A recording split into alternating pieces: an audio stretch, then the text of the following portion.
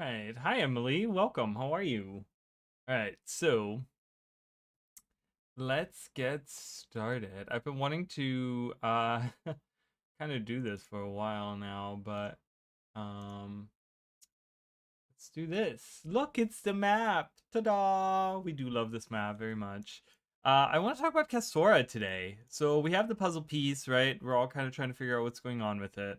Um, it's interesting because and I do want to pull it up. There is someone in the partner thingy. Hold on. Where can I do a picture? I don't know why they make it so hard. Okay. Image is like way on the bottom, which is super annoying. That's fine. Let's take image. We'll do this. Okay. So what's happening here? Hello? Wait, what just happened?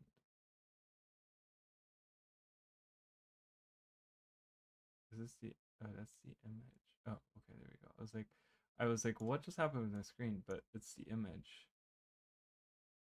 So someone on that I don't know why they made that image way too big. I was watching my theory video. Pretty good. How are you? I'm doing good. I'm doing great. I'm doing really well. Thank you.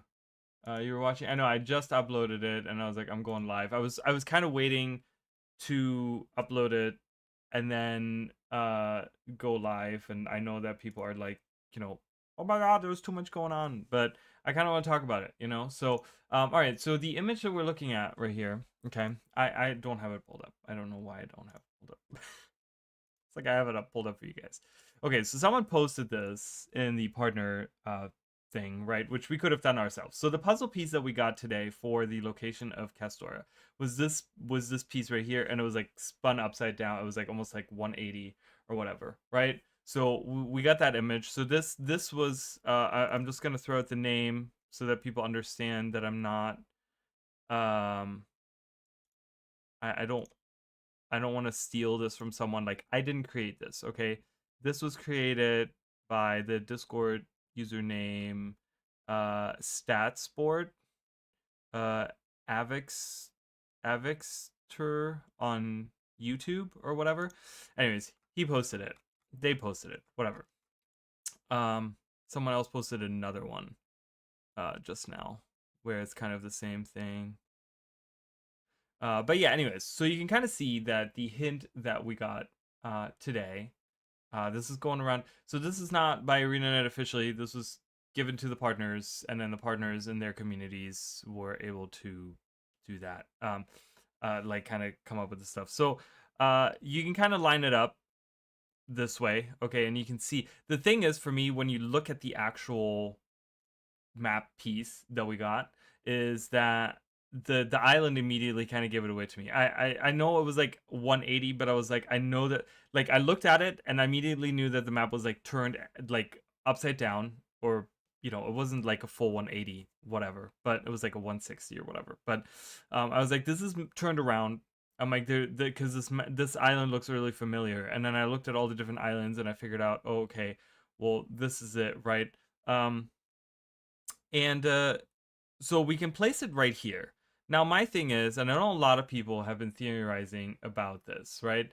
And the thing is that, and I can't actually show you guys. Hold on. I think I have to. I think I have to. Yeah, get rid of this because I can't even show you guys what I'm doing because you guys can't even see what I'm doing. So let's do a window capture of the news source here, and we'll do the map. Uh, Hold on. Let me see if this works. If I click on it, you guys can't see it. Why not? Um, I I don't know why this is blank. Hello. Oh my god, hold on, guys. I don't understand. Friggin' yeah, makes me angry. I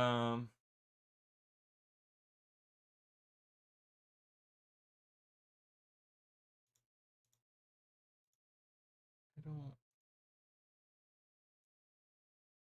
specific window. Can I do it this way?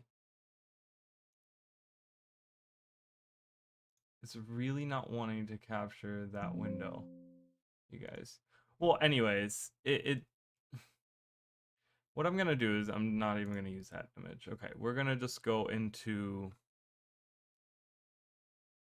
So we're just gonna go into this. Okay, so as you guys saw, the hint that we got is like this part over here, right? Like that's kind of the image that we got. You can see like the swirls of the jade sea and stuff like that, right? And you can see Istan at the top, and it kind of goes like right down here. Okay, we can see that on the teaser. Okay, now my thing is, a lot of people have been theorizing. I've seen theories where people said Castora is here, Castora is here, Castora is here. I think they're all wrong. I don't know why I have this idea that those are all wrong. I have a feeling it's gonna be like here, right? Like my thing is, so how do I get to this conclusion, right? I think this would be too easy. Okay, theorizing on that being here on Castora, this being Castora, is pretty simple, and it's pretty like almost on the nose, I feel like a little bit, okay? Even though this might kind of look, cuz we have some red, which could be because of the inquest, and we have the blue, the magical things that we see, and we do have some this could be like the first map where it's like beachy and stuff. But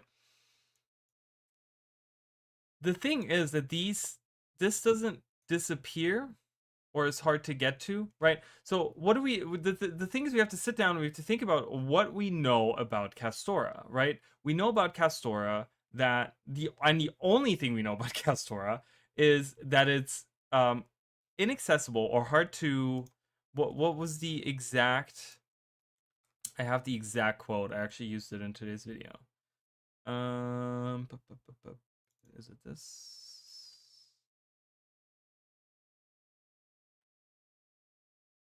Didn't I have the exact quote? I think I did somewhere. I know I did. Yeah, hold on. There we go. It says, okay, this is what it says about Castora. This is the only thing we know. Okay, it's first of all, it says adventure on an unknown island. Tyria's leaders are anxious about rumors of covert inquest voyages launched in search of Castora. Launched in search of. Not saying going to Castora, meaning that we don't know. We still like the way that they describe it is that Castora has not been revealed to us. Okay? So remote that it's long been thought to be inaccessible. So remote that it's long been thought to be inaccessible or even non-existent. The risks involved prevent all but the most tenacious and perhaps foolhardy of pursuers from investigating the inquest's plan. So the little bits that we know, which is just that is the sentence that we know about it. Okay, and again, I can pull it. Can I pull it up for you guys? I can. Yes, I can. I'm gonna pull it up for you guys so you guys can read it yourself, because God knows, you all know I cannot read to save my life. So, which kind of is not good for someone in my position, but that is okay.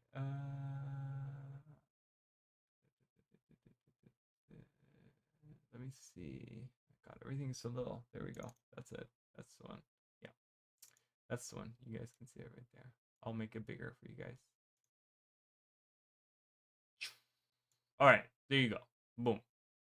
This is all the information Arena has given us.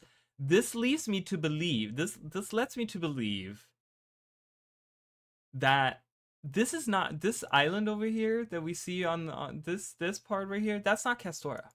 Okay, that's not Castora. This is not Castora, because Castora shouldn't be on a map, right? An island that they think doesn't exist, people searching for it, right? Then there's also the theory that we had that Castora could be based off of the island that Prince Metu talked about, where he found the stone tablets. All of this leads me to believe that Castora isn't on this map. We haven't seen Castora yet. That's what I'm thinking. Okay.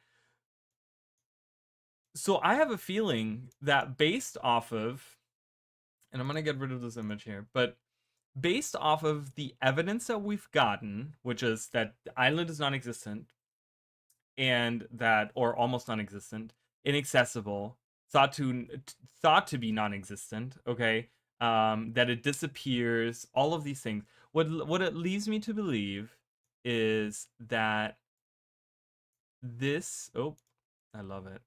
This part that we just, I hate it because when I get to the bottom of the screen, it just keeps doing it. So it kind of sucks. But, you know, this is the hint that we got, right? Is like this area is on the little piece that we got to see. Okay.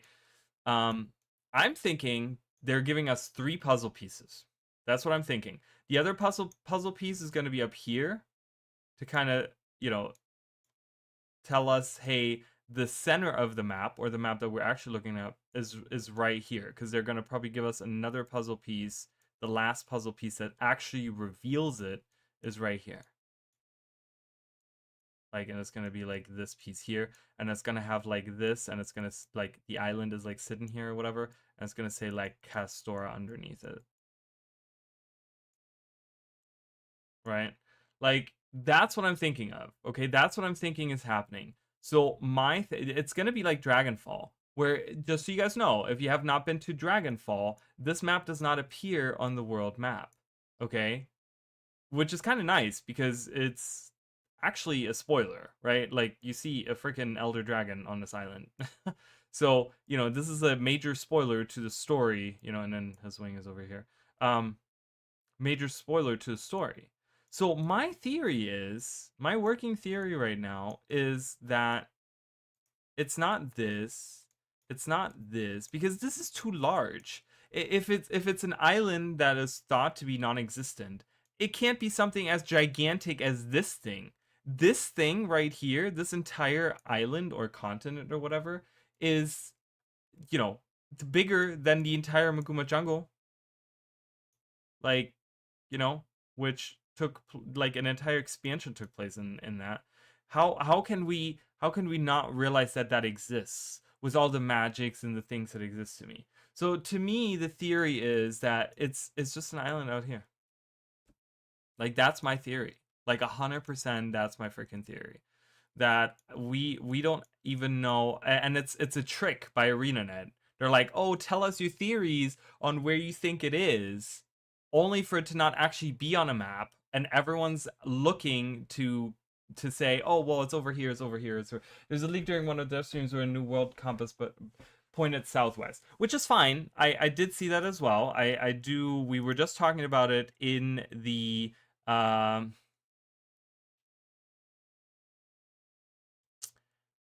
we were just talking about it in the Discord, actually.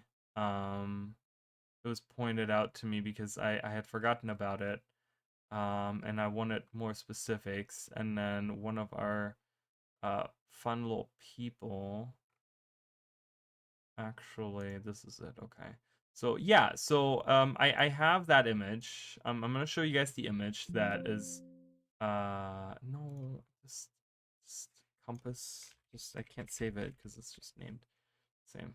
You guys, so I'll pull it up for you guys.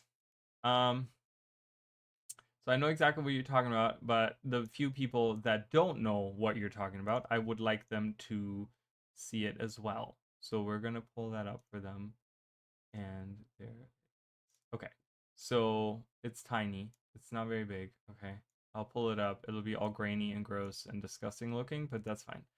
We don't mind that. We don't mind that too much. Okay, so on that, you guys can see that the compass has been updated by ArenaNet, which, mind you, they only do that for faraway regions. They didn't do this for Janthia Wilds. Janthia Wilds does not have a compass needle or a compass thing on like, nothing on the compass. Like, there's no direction to go to Janthia. Okay, we have Secrets of the Obscure, which leads to the Horn of Maguma, which is the yellow one. Red is the Central Tyria. Green is Heart of Maguma. Purple is the Isolona, and blue is Cantha, right? But they updated it. The orange one is new, which is going to lead us to somewhere southwest, which is fine, right? That's a great theory. Okay, So a lot of people have been saying, well, that's going to lead here or it's going to lead here, right? Which would make sense. Again, this would make more sense because, like I said, I don't think that something as large as this could be considered an island that people thought was non-existent, okay? Like, I don't think that we could say that. I don't think that that's...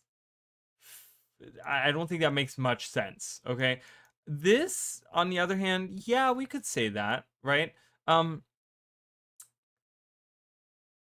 Yeah, I don't know. I mean, this could be it, right? This could be Castora. This has some islandy looking areas.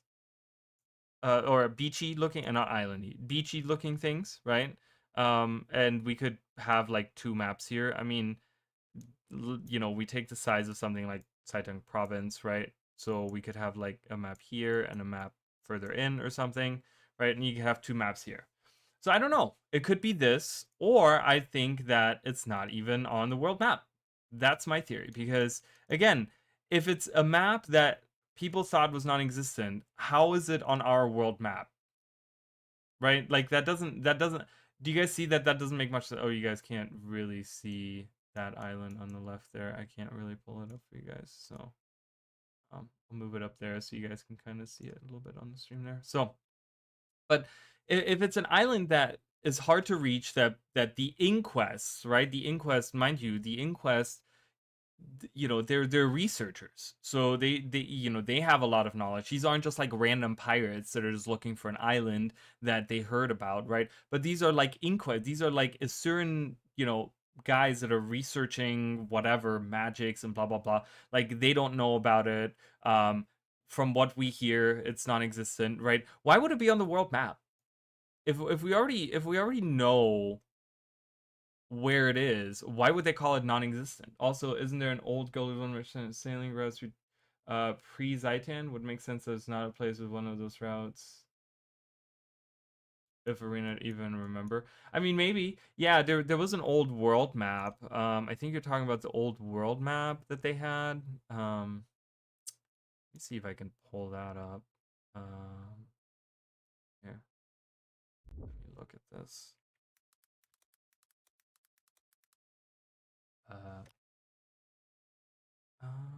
Is this the one? No. Is this the one? No.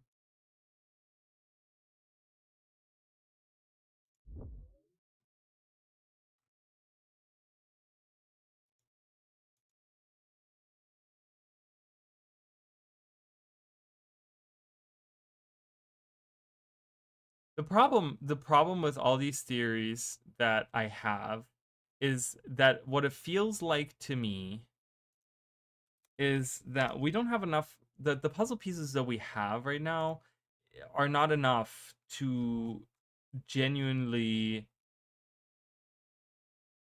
where we can sit down and say, hey, this is what is happening. You know, there's like I feel like we haven't gotten enough of the pieces to really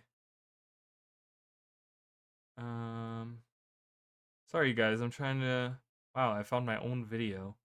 Guild Wars 1 deep dive. Oh, in the map browser streams that I did. I totally forgot that I did that. I can't find, I know what you're talking about, and I remember you or I remember the map that you're talking about. I can't seem to find it though. The ones that had all the like the shipping trade routes on the map, but I can't seem to find it. If you can find it, let me know, because I can't find it. But anyways, so back to the matter of this. So, oh God, my stream. So yeah, I don't know. I think the thing is that when we look at what they provided to us, right, which was the did I delete that image? I did. The little puzzle piece, okay? The puzzle piece, and I wanted to just pull that up again. So this is the puzzle piece they gave us, right? If we put that on the world map, this is it, okay? So if we look at that, the thing is, they don't show a lot. We don't know how much of the puzzle piece we actually, how much of the puzzle we actually have. Is it a puzzle that's you know, I'm right now theorizing that it's 3 pieces to the puzzle. But is it more pieces? Are they not revealing the other parts? Because when you look at it, right, on the left side, this goes much farther. There is actually a map that I actually just saw too, where someone did a great job of making like a mock-up. We've seen the world map, right? And someone actually created like a mock-up of what an island like that, or what a world map could look like if we hide that. Let me add another image here. If we actually extended the world map, or the map that we have access to right now. So this was done on Reddit. Wow, it's a massive map. Holy crap.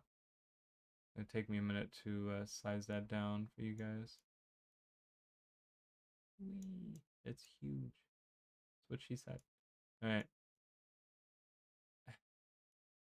So this was like a colored version. This is someone on Reddit made this years ago now, I want to say. This is like a long time ago. We're slowly getting there. Hold on, you guys. Almost there. Okay. Close. Close. Getting closer. But if we look at that map, right? It has on the left side, you can see the what this island that we are talking about. So if we kind of move this over, we can kind of, oops, we can. So I was talking about this island right here. You know, you can see that that island piece actually extends like much farther that way. And there's a lot more. But right in between this and this, you can see on that side is this group of islands. And on the map that was shown to us a long time ago, these were actually called the Sunken Islands.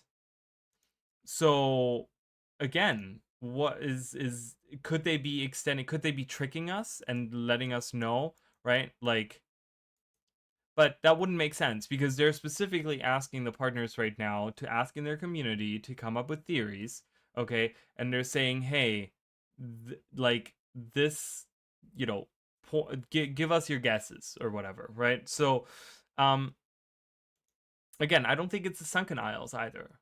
Like, I don't think that is at all. I think, like I said, I think they're giving. My theory is that if it's on the existing world map, which, mind you, the in-game map right now actually ends here, okay? Like, this is where the in-game world map ends. Thank you so much for subscribing. I did not have my stuff up, did I? I guess I did. Did I not see it? I did not see it. I'm sorry. I did not see that something popped up, but I think I have stuff in front of it, so. But thank you so much for subscribing. I appreciate it. Might be on the video, too. Someone might be subscribing on a video. But anyways, so my theory is that this is piece 1 out of 3. We're gonna get a piece that's like the northern part of it, which shows like the continent of Tyria, whatever, and then we're gonna get the left side of it, which kind of connects the top and the bottom, and it goes like along the entire side there. And that's gonna show where Castora is. And my theory is that Castora is like somewhere out in the middle of the unending ocean.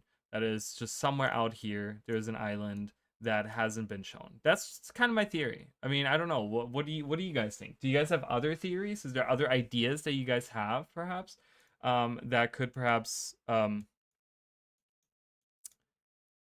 know, that you guys perhaps, because at some point I was thinking maybe over here, right? We know, like, also in the video that I just released, literally right before I went live, I released this video, but we know that Orestes and Darda, right? They used to hang out here, and after Orestes and Darda were 2 of the surviving Mersat, and when the Titans attacked, they fled to the place that they like to come out here, and they like to just kind of hang out here, and just kind of look over and watch the lowland Coden dance and sing and party or whatever, and they just kind of watch it from the distance, and they would hang out there and do that.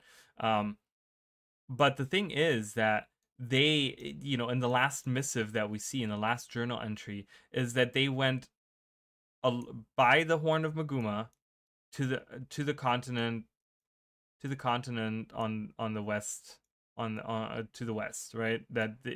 That's where they're headed anyways. So, you know, we do have that for sure, right? We do have that for sure, that we know that that there's something out here, and the story at some point is moving there. But is this but this being Castora to me is just really strange, you know, and an island that's thought to be non-existent and like hard, like inaccessible. I mean, even if parts of it was inaccessible, wouldn't be other parts be accessible? Why would this entire giant landmass be inaccessible, right?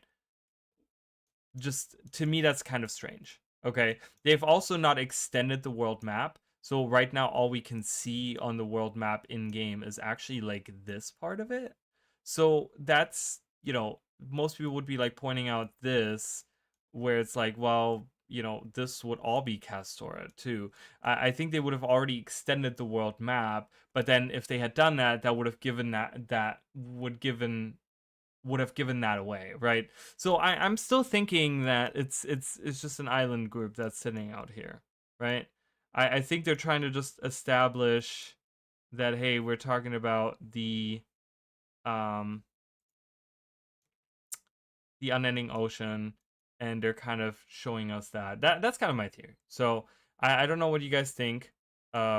Like I said, I have this theory video out that I just made where I talked a little bit about this bothers me so much because it doesn't fit into where this is. Like, either move it up here or move it somewhere else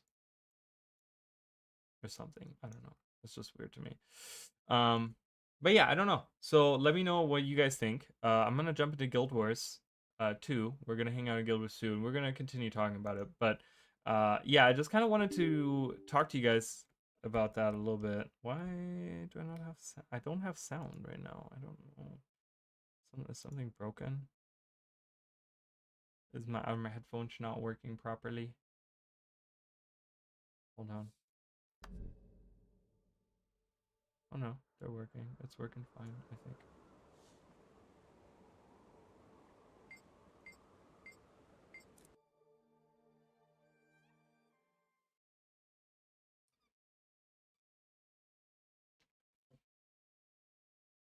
I gotta turn on the AC.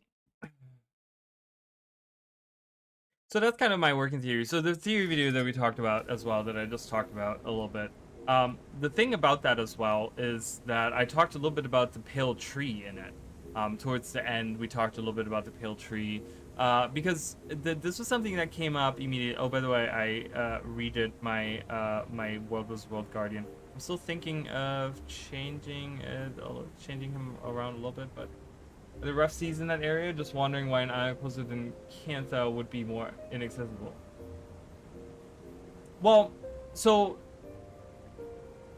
the theory is, and I thought about this as well, right? So a good thing that you bring this up. So how can an island that's just sitting close, like you said, closer than Cantha, closer than the Battle Isles, closer than you know, any of the, like, many of these other places that we've been to, like even maybe, you know, depending on where it is in the unending ocean in that area, right? Even closer than the Isles of Janthea. How can it be inaccessible? How can it be thought to be non-existent?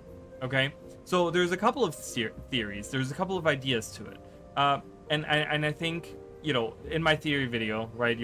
If you can, you know, obviously I interrupted you watching that, but in that theory video I kind of talked about it. So we know that Mabon warded off Bavanisos, right? And they actually describe it in like this very minute detail in their journal, the three white mantle, right? How they all of a sudden, you know, when Mabon died, like they've been hanging out on the Isles for forever, like on Janthea Century forever, for like God knows, for years, and they're like determined to find the city of the Mersad, right? And after years, all of a sudden the ward falls, and they see, like, through the fog, they see like an island, and they're like, oh, this wasn't there before. Like, we go fishing in that area, and that island wasn't there before, and now there's an island, right? Because that island was warded off by Mabon. So could there possibly be some kind of connection? So we have in the theory video, I talked about like the seers, for example, right? There's a seer statue that was pointed out during one of the elite specialization videos, and that in that video you see the statue of the seers. So a lot of people were thinking, okay, well maybe this is the homeland of the seers. So the thing is, we don't know where the seers are from, right? Like in the video I talked about that, you know, there's war and stuff like that, but we don't know where their civilization hails from. We don't know where they come from. Are they native to Tyria even? We don't even know that, right? But if they had a civilization, and if they had a nation, right, and you know, a society, a culture, right, they must have had a place somewhere where they met, where they hung out, right? So what if that island is being warded by maybe even Asgarin himself, right, or different seers that survived that are hanging on the island, right? Maybe the reason why it's inaccessible, why it's not on the world maps, is because no one has been able to really map that island, because anytime it appears, it was just warded right back off. You know, if we go back to the theory of Met to the Wise that I talked about in the short that I made, and now in the theory video as well, I bring it up. But Met to the Wise talks about, oh, that he has, you know, this is 250 years ago during Nightfall. He talks about how he has stone tablets that were found on an island off of the shore, he says far off of the shore of Elona, that once they got the tablets, that island suddenly disappeared, right? So there is this idea that there's disappearing islands, okay? And maybe that has something to do with this ward, right? Maybe they got the stone tablets off of the island, and the seers that lived on that island realized, hey, there were people here that stole our stone tablets. We have to defend ourselves, like, or we have to like hide ourselves away or something. And they put up the ward right then and there, like right after this happened. They put up this ward, and that's why no one has been able to put it on the world map, because it's just been warded off for so long. You know, it could be obscured from view. The problem is, right? The issue with that theory is that if it's been warded off, why was Bavaniso's Mistburnt Barrens on a world map, right? So there's a little bit of a counter argument to be made to my theory, because my theory is, well, it's not on the world map because it's warded off. But what if, like, but why is something like Bavaniso's and Mistburnt Barrens and that whole island on world maps when it's also been warded off for a long time, right? You could say, well, maybe it wasn't warded off as long, and like people had made the world maps, or like the in-game people, right? The in-game people of Tyria had already made a world map because they had discovered it at some point before even, you know, before the Mursat even warded, because the Mursat, remember, they were allies in the fight against the Elder Dragons 10,000 years ago. So maybe back then when the world, we don't know when the world map was drawn up, right? But maybe back then, the islands were visible, right? They weren't warded off because Mabon hadn't done that yet. But maybe the ancient homeland of the Seers has always been warded off, and maybe it only appeared for these Elonian pirates or corsairs or whoever grabbed these whoever stole these stone tablets from this island. Maybe it was just the ward had dropped for a little bit for one reason or another, right? It could have had to do with you know, the Titans invasion, or maybe the Seers getting involved with the Flameseeker prophecies or whatever, right? Like, there's all these reasons they could come up with why the ward was dropped at some point. We do not know when the world map was created. As far as I know, there's no lore that states who created the world map and when it was created. Obviously, it's changed a little bit between Guild Wars 1 and Guild Wars 2, but I think that's only done so in order, just because the franchise had, you know, it's so funny because when you actually go back, I just did a mission in Guild Wars 1, the Divinity Coast mission, where you have to escort the Eye of Jane Thier to Loamhurst, and in that mission you can talk to a White Mantle that talks about, oh yeah, you know, Saul got the Eye of Janthier from the Eye of Janthier from the Isles of Janthier to the south, which obviously that's not true because the Isles of Janthier are north of Kryda. But you know, there's been a little bit of like, I think originally there's some early map of Guild War of Tyria where I want to say there's like a very early map from many years ago before Guild Wars 1 even came out, where they had the Isles of Janthier south of Kryda, like in like an ocean south of Kryda, and then that was like not retcon, but changed.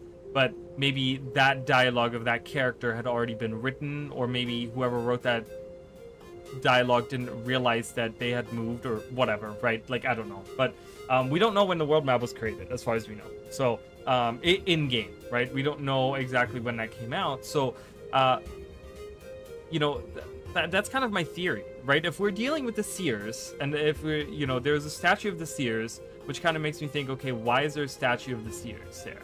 The Mersat didn't have statues of themselves, so that makes me kind of think that maybe someone, like, it's kind of strange for, I mean, we do it too, right? We build statues of humans and stuff like that, but I feel like we haven't really seen too many cultures. Well, I don't know, the Norn do it, the Char do it, like build statues of their own race, you know. Maybe that statue's of like a specific hero of the Seers or something, so that's why they maybe build it. But I was thinking maybe a different race could have built the statue of the Seers, because the Seers don't live there anymore, or they did die out or something, right? Like we still, as far as we know, Askaran is the only surviving Seer. We don't know any different, but you know, that could always be changed. We don't know that, right? I don't know, but there's kind of this theory going on there that I have, where I have a feeling that Castora sits somewhere on the ocean, and somewhere on the ocean, and it's not actually on a map. Because it's just been, maybe it's been erased magically from all the maps over the years, just because, you know, again, we don't know who created it. Maybe the Seers created the world map. They were the ones that drew the whole thing up, and they were like, we're gonna leave Castora off because that's our island, and you know, it's magical. It's also one of the things is, I talked about it in the theory video as well, is that the island is very magically potent, like it's magically imbued, right? We see that in the trailer. We see all the magic that's like, you know, the trees are kind of warped around the magics, and it kind of holds it up, and there's ley lines everywhere. You go to the Homestead map, and there's like a volcano. They literally called it, in the Homestead stream, they called it a volcano of ley line. Okay, so it is very magically potent. Why didn't any of the dragons go there, right?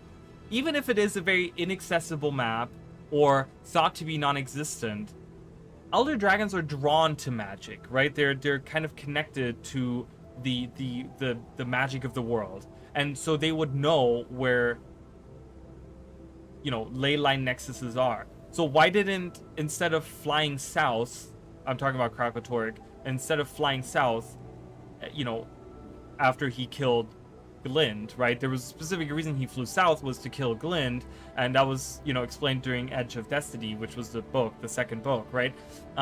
But he killed Glint, and then he went further south to Vabi, right? And hung out above Vabi forever, until we got there. So why didn't he say, well, you know what? I can sense or smell or whatever magic out over here on this island that's hanging out. There's a lot of it. I'm just gonna go there, right? Again, it would work into the idea is that it was because it was warded off, right? Like it was warded off, and that's probably why they didn't go to something like Bavanissos, which had a giant titan that divided an entire city, which must have been so much magic that he had inside of him. I mean, that's all really, the energies of the world are all magic in Tyria, right? So that would create, could they hide magic as well if they could hide the island? Well, that's what I'm thinking, right? Like, how much do we cut off from the other thing? So in the theory video, I talk about Malik, right? We know Malik from the personal story as the Sylvari that wasn't born of the pale tree. So what if Malik was born on Castora, and then his pod went into the ocean and eventually ended up going down a river, going down whatever, and landing, in Brisbane Wildlands, and then the pod opens and he awakens and he kind of wanders around until he's found by the Nightmare Court or whatever, right?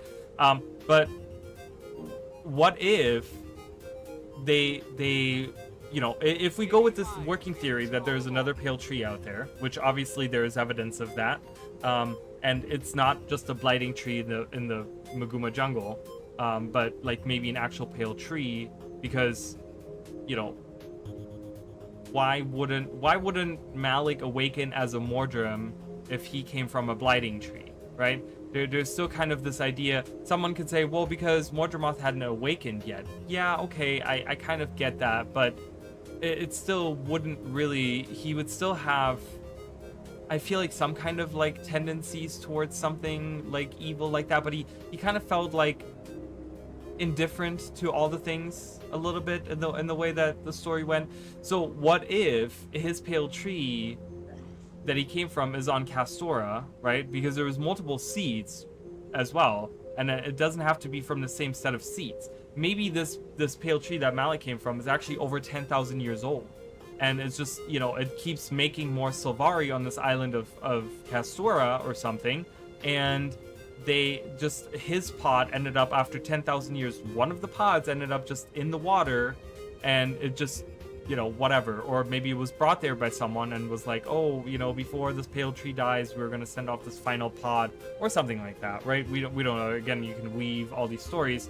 So it was sent off into the ocean and eventually ended up in Brisbane Wildlands. So that would make sense as well if we're talking about warning off magic, not just the island itself, like physically and visibly, but also cutting it off of the world, right?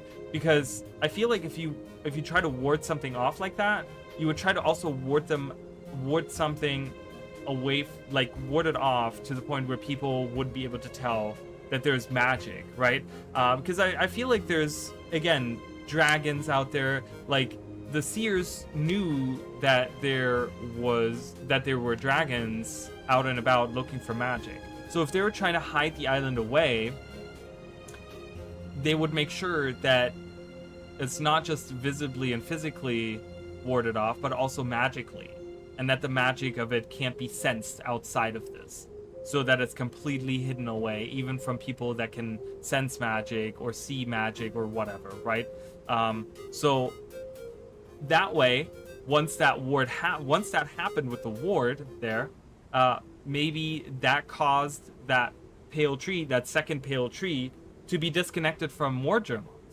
And that's why when Malik, awoke out of his pod, that he wasn't a Mordrim, because his tree that he came from was disconnected from Mordremoth for so long that there's not even a connection to Mordremoth, right?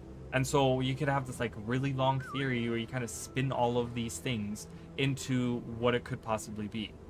I don't know. That's kind of my my working theory there. You guys can let me know what you think of that. Obviously, this is all. The thing is, I talk about it in the video as well, is that I like to make theories based on evidence that I have, and I hate making theories on things that I barely have any evidence of. It's all like. The thing is, a lot of that theory, it works off of itself rather than of evidence that was given to us, right? It's like, I propose this theory, and if this theory is true, then this is true. And then I propose this theory, and then if that theory is true, then this kind of connects to this other theory that I have, right? And it's just kind of like it works off of itself, but it doesn't really have any pillars of evidence that already exist within the world of Guild Wars, really. And that's kind of a shame, because I would like to see more evidence in that sense,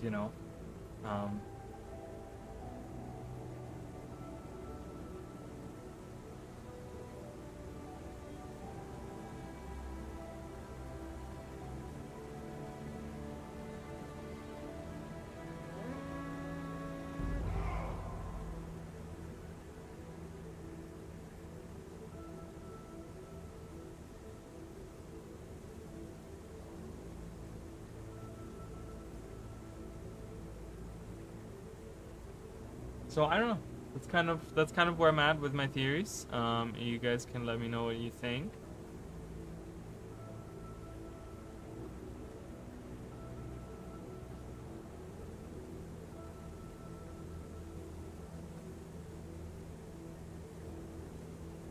I'm kind of looking through the Discord and seeing if there's anything else. Why would we be able to find it now then? Good question. That's actually not something that I've thought about.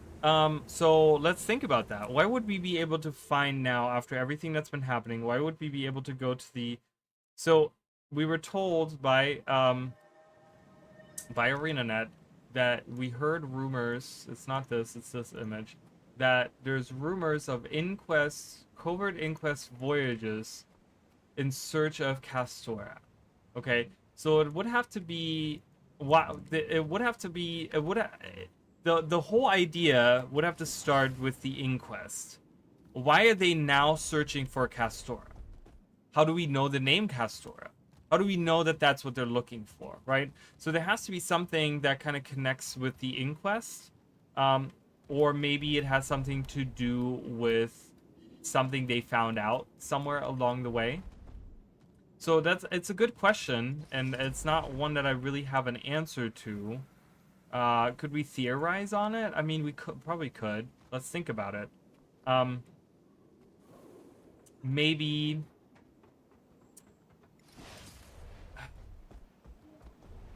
I mean, maybe the ward fell. Maybe the island is now unwarded, and it now is actually there, right? That's the only way that you could find the island, is by dropping the ward. By the way, I just want to say that ArenaNet has done a really, really good job with continuity in the world of Guild Wars. If you guys haven't realized it yet, ArenaNet actually has had a... Can someone in chat, because I always like making that game, can someone in chat tell me what piece of, you know, lore or story content or whatever we've had that actually talks about things being warded off and being hidden away from sight before Janthia Wilds? There's actually a little bit older, not necessarily super old, but older piece of evidence to it, which is really interesting. But anyways, so if you guys can, I'll give you guys some time to like think about it and maybe post your theories or whatever on that particular part, because it's actually kind of cool to think that ArenaNet has kind of kept this continuity in a way, even if they didn't mean to. But there is a little bit of a continuity. So the thing is, the ward probably fell in some shape or form, right? The ward that is hiding away Castora has fallen. Why? Well, in the case of Bavanisos, it was Mabon dying. Mabon died, the ward fell. Here's Bavanisos' reveal. Okay, so did something happen to the seer that put up the ward? Did something happen there? Yeah, you know, that would be one explanation. You don't have to be present on the island, mind you, to keep the ward up, right? Mabon was all around everywhere. He threw up the ward, but he moved around the world. So that same person, creature, seer, whatever, person, people, whatever, didn't need to remain on Castora. So maybe they came into contact with the Inquest and maybe didn't realize that the Inquest were evil. Let it slip that, hey, yeah, I'm from Castora, you know, this island out in the ocean, but it's I've warded it off.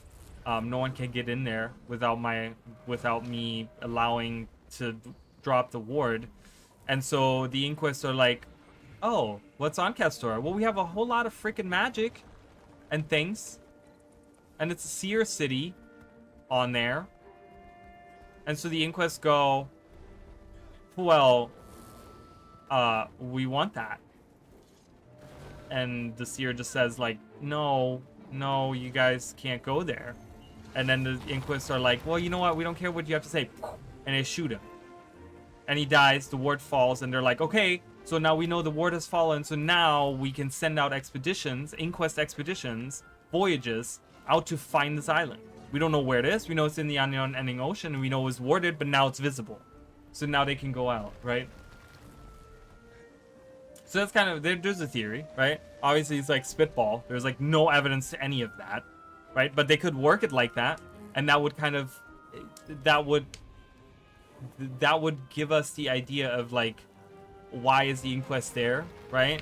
Because they found out about it through a seer that maybe ventured the world and they killed it.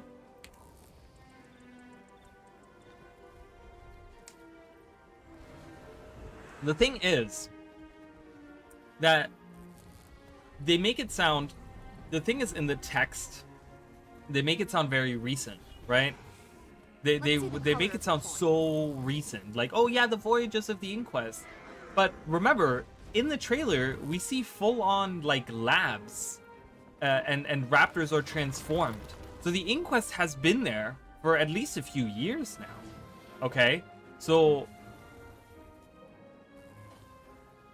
what are we doing? Oh, we're going back to this. So the Inquest has already been there for a few. So there's also that, right? There's also the idea of like, well, Excelsior. You know, like, they make it sound recent, but this has obviously been, the island has been revealed for a while now. Maybe, here's another theory. Maybe Mabon had 2 wards.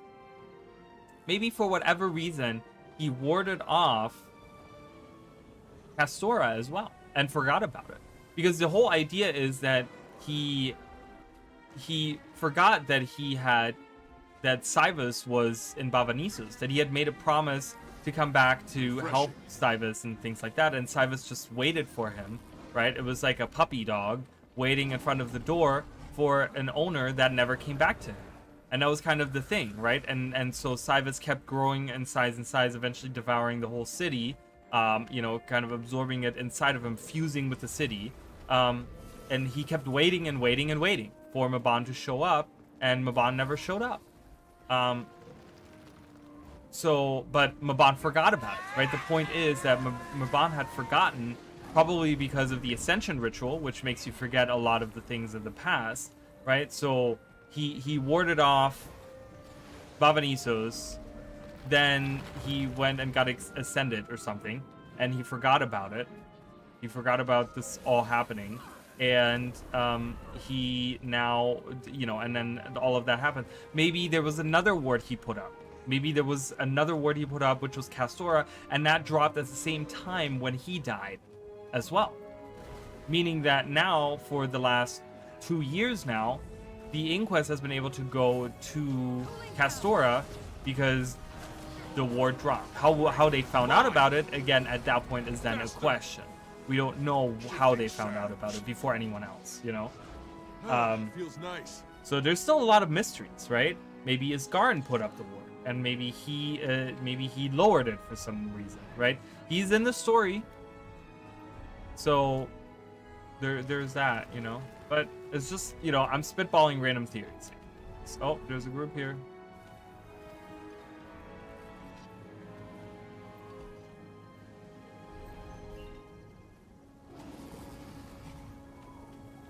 So yeah, I don't know. I'm very excited though. I don't know when we're gonna get more puzzle pieces. I don't know when we're gonna get anything.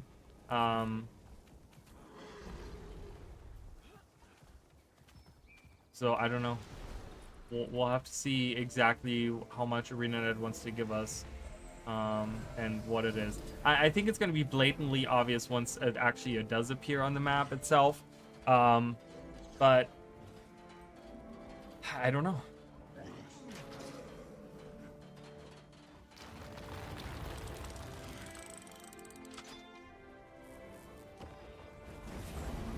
I wield great wisdom. Through. Whoa, he jumped right into our group? Why would he do that? That's kind of silly, huh? Oh. Aftershock. Alright, I'm gonna get my defenses set on.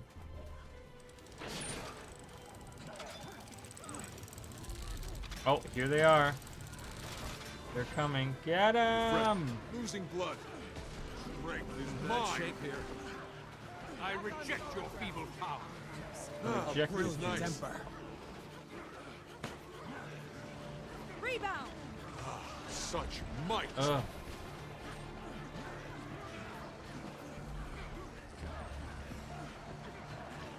Keep casting. I'm failing quickly. Behold, feel great wisdom. Yeah, Your push mind in. will Push betray in. you. I'm ready for it. Oh my Nice. god, am I ready for it? I don't know. I can't even see what's happening. Okay? I just want to be honest with you guys. I have no idea. Mountains, fields of How do you burn. attack the nightmare realm?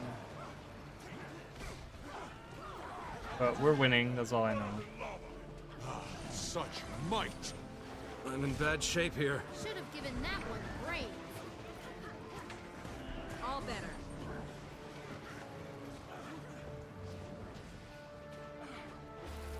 I enjoyed the random thoughts. Well, I'm glad. You know, the thing is, and I talked about this the other day on stream, is like, I like to make theories based on, like, evidence. So this is all spitballing, and I could be I mean, the thing is, I could be completely wrong on all of it, right? And that's what kind of bugs me, because I don't like to sit there and put effort into something where I'm going to be 1,000%. And the thing also is that, you know, people are going to be like, wow, Raleigh just comes up with random crap. And I feel like it's going to, for some people, it'll discredit me a little bit, you know? And they'll be like, hey, well, you know, Raleigh just comes up with stuff. And he doesn't do it based on any evidence. Like, all my theories that I've had so far, I've kind of, you know that, right? Like, I've kind of tried to weave a web of different things where I used some kind of evidence to make it make sense. Assistance needed. Inferno! But yeah, I just kind of wanted to sit down and talk about Castora a little bit. I just think that it's so weird to think that this is the first expansion ever that we're going to a place we know nothing about. That is what's so weird, right? This is the first expansion in 13 years, the first map in 13 years to an area that we know nothing about. Like, yeah, there have been, like, certain maps into, you know, areas like, you look at, like, Bitterfrost Frontier or something like that. It's like, I don't think that was accessible in Guild Wars 1.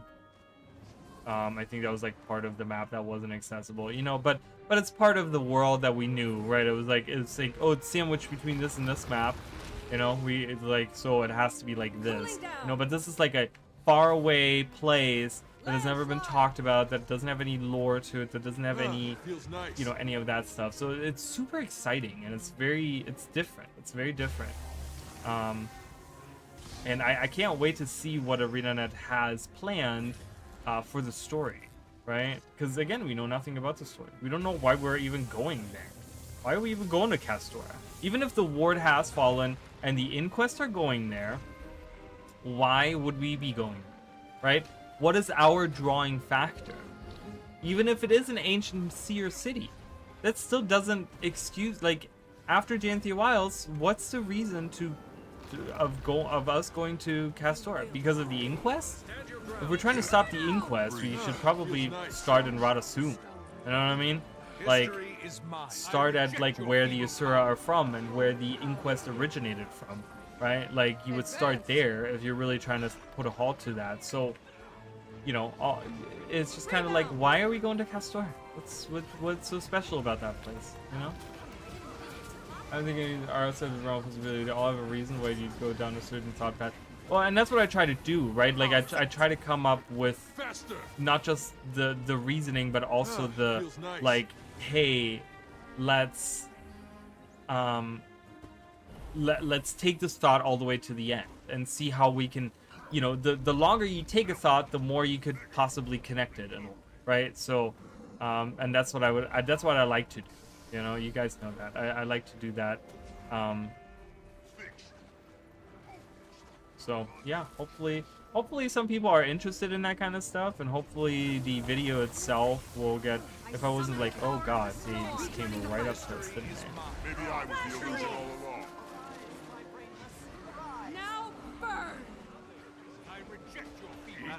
last. This cause weakness. Stand your ground. Look at this. By my ride. Rebound. Oh my god. May the sands take you. Chill to the bone. I'm hard rebound. I love that we're like completely I need destroying the healing. blue. Like we're not Seriously. even. I'm not even trying. And we're kinda, I mean, obviously, I'm not the. Oh yeah, it's all on me. You know, it's not like that, but. Never saw it coming. Such might. All right. As long as I'm participating. Why is it only 30 seconds? Fixed. Focus. Oh no. Okay, it is. Concentration. Then. I was like, what? Maybe I was the illusion all along. I looked at the wrong timer there. Coin. I remember coin. Coin has been a guild for a long time now.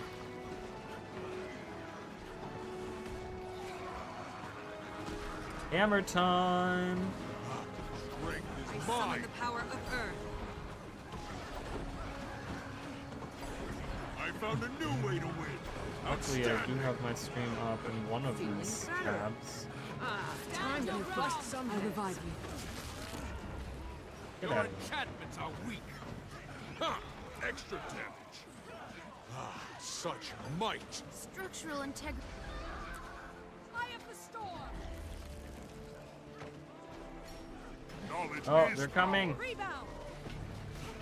Never saw it coming. Oh my god. Oh my god. Feels nice. Sand, Dude. shield us. Oh. To let loose. I'm hurting here. Not now. Stand your Not ground. ever. On my feet. Behold the ocean's power. Behold the ocean's power. Kill him. It's a great line. I don't even know what the line was. Can move mountains. Rip them up.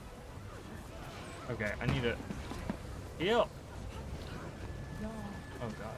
Refreshing. Just keep getting pushed around. Time to bust some.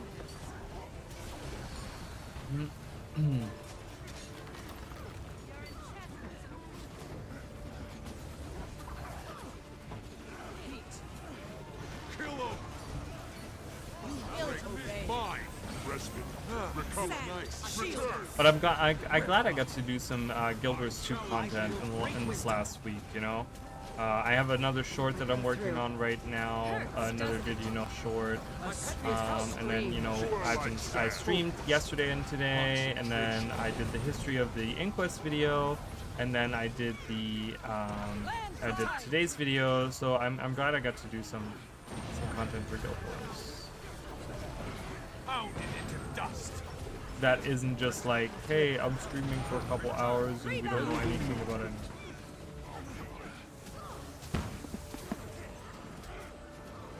Such might. Come on. Oh my goodness. Ah, I feels reject nice. your feeble power. Receive the light, friend. Flash freeze. Justice, courage, resolve.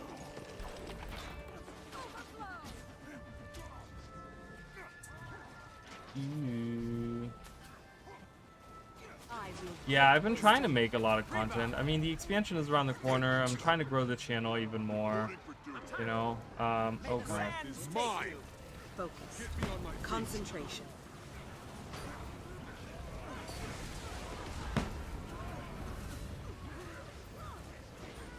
I'm trying to put like reflects in there and like Hope I pull through. as many bubbles as I can. Kill him. Your actions are This mesmer behind me is like Receive the light, screwing me friend. over. reject Never your saw it evil coming. By my Nothing can save you. a ripple in the earth. Refreshing. Concentrate. Losing blood. Behold the ocean's power. Unleash. But yeah, you know, I want to grow the channel and stuff, so I want to get more, Faster. you know, memberships and stuff. Because I've been thinking about doing, you know, membership exclusive content for a while now and things like that. But, you know, you're my only member, Emily. You're my trusty, my loyal member. A brilliant ember. So right now, I don't really. Reflects are so OP. They are indeed. They're really funny to use too. I've been thinking about making a necro and kind of going in. Yeah, I was thinking kind of working on my necro a little bit and getting like a world versus world set up there. Fixed, focused, Because I kind of like using with the new update to the whatchamacallit, the marks and stuff, the staff. I kind of want to try that out in world versus world and see how well that goes. Sharp blades, sharp mind.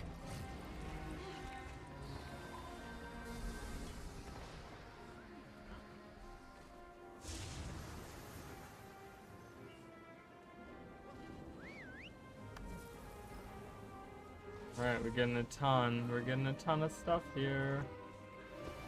How many bags do I have now? 149. That's not too bad. Faster! That's pretty okay. I'm trying to work. Sometimes that button does not work. Like I press it and it doesn't do what I need it to.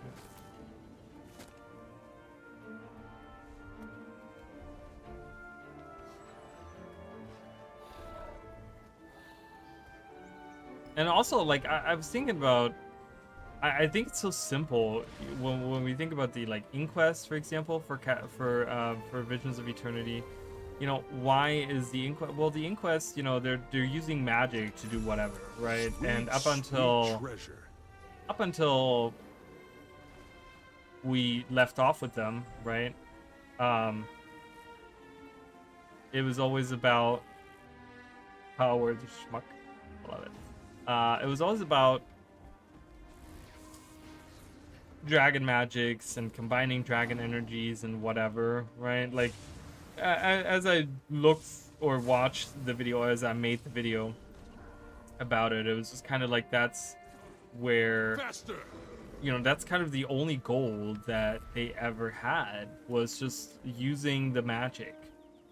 But then I kind of got thinking about and I put that at the end of the Inquest video too. Oh, hello. What is that, 4 golems? Bouncing around? Let's get them! Let's get them! Yeah! Lightning bolt! History is mine. Mine! Through. Faster! Wow. They exploded. But yeah, I don't even know what I was saying. But something about the Inquest. And, you know, Eternal Alchemy obviously is like something to be used, they always say. And as I was making the video, that was the thought that I had. As I was making the video, you kind of realized that it was actually very simple. That all they wanted to do was just use magic. But now that the Elder Dragons are gone and Orina's in hiding, you know, someone even said, and I don't know how I feel about that, because I don't want Orine back in the story. I love Orine, don't get me wrong. Like, I love her with everything. I've always loved her. But, you know, someone was saying, hey, maybe Orine went to go sleep on Castora. Because that is where, and that's why maybe there's a lot of magic there, because Orine is sleeping there, and maybe Orine was the one that warded off this island. Again, why wouldn't it be on world maps if it's only been recently warded off, yada yada. But, you know, again, just another random theory. So I don't know. I don't know how I feel about that, right? Like, I don't know how I feel if Orine came back to the story. I really wish Orine would not be in the story. Just because she's such a Deus Ex Machina, right? She's the Elder Dragon that is like that can pretty much utilize the world's magic and bend it to her will or whatever, right? She's incredibly powerful and she loves us and we're bound to her, and so any problem that we have, she could just like snap her finger and, you know, have it be done. So I don't really want her in the story that much anymore. So I do think Castora is a seer homeland in which the seer warded off the island from the magic rather than Orine. Yeah, so I said I talked about that like way early on when I started streaming. So that was kind of that's kind of my theory as well. You know, and so the working theory. So we'll go through it again. So in the theory video today, I talked about it how. You know, the Seers could have warded that off because they didn't want to deal with the Elder Dragons, and most of their people were killed in the war with the Versat, and they decided, hey, you know what, we're going to just hide away on this island that's very magically potent, and they just live on that island now. Because, you know, we have evidence to, like, the Mersat, you know, Maban having used the magic to ward off an island already, so that magic obviously exists for the elder races. So maybe they knew of that same spell and they did the exact same thing. Pretty much meaning that up until now, that's why it's not on any world map. Like, that's why I'm thinking Castora is not on any world map. I really think. Yeah, I don't think that Oreen is responsible for warding off that island. I don't think that would make sense, because why wouldn't that island be on the world map then, right? If it only recently was warded off. So I think that it's been warded off for a very long time. It's been warded off for like 10,000 years.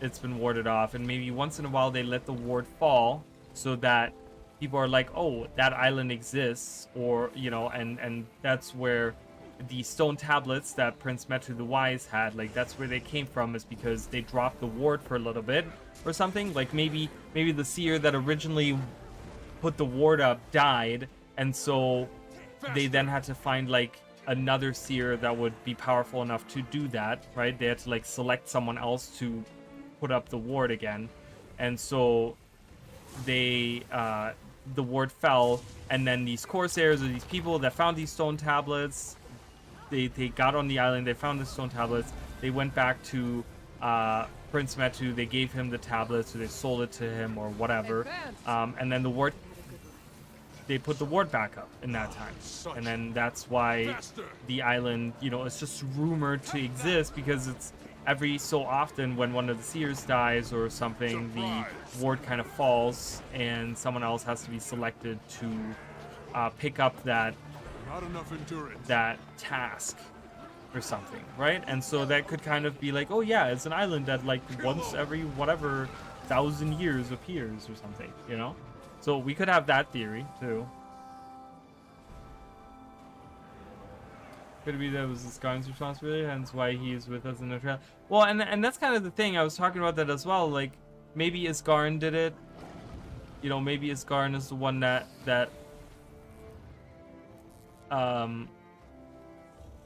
threw up the ward. But then the problem is, why would he drop the ward randomly? Why would the ward be randomly dropped to the point where the Inquest had enough time to build a whole at least one big base on there and experiment on the raptors and do all of this stuff? The Inquest didn't just recently go there. The Inquest seem to have been there for a while now. From what we see in the trailers, they've been there for a while, long enough to build labs, right? And so that takes time and that takes resources, and especially on an island that's unexplored, that is out in the ocean, right? You would have to like construct a surrogate gate first in order to really move stuff back and forth, and you would have to like coordinate stuff, and all that would take time, right? So it's not a recently the ward dropped, but it's the ward dropped a while ago, and now we're realizing that, hey, Castora is out there. So I don't know how I feel about Isgarn being the one responsible, because why would he not tell us about it, that the ward has fallen or whatever? You know, I don't know. It just seems kind of strange. But it could be that he's with us because he himself thought that Castora was lost, and it was warded off from him. And so now the ward has fallen, and, you know, someone made him aware of this somehow, right? And they were like, hey, yeah, the Inquest are looking for Castora, and he's just like, wait, Castora? Castora doesn't exist anymore. And they're like, no, it does. Like, it's there. It's out there in the ocean. And he's like, wait, what? oh my god, I gotta go. My people are hanging out, I gotta go. Right? So I don't know, that could be some way you could twist that. You know? I have to go find my people. Kind of thing, you know? He's like on the next ship out to go back to his people. I don't know. Faster. I mean, that's the thing. They don't give us a lot of... So any of these things could be true.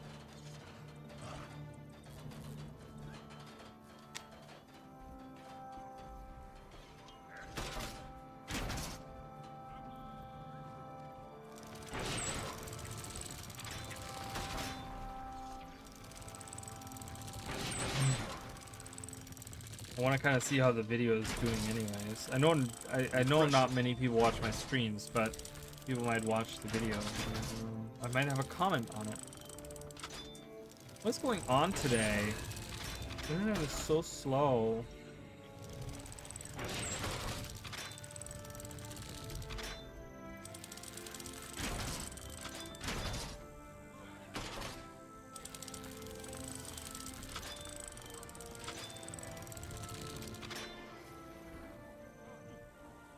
I don't know. Oh my god. Mish King just...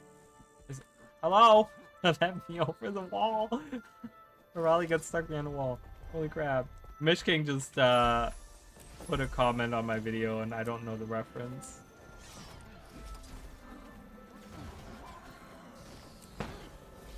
Dude, I hate this.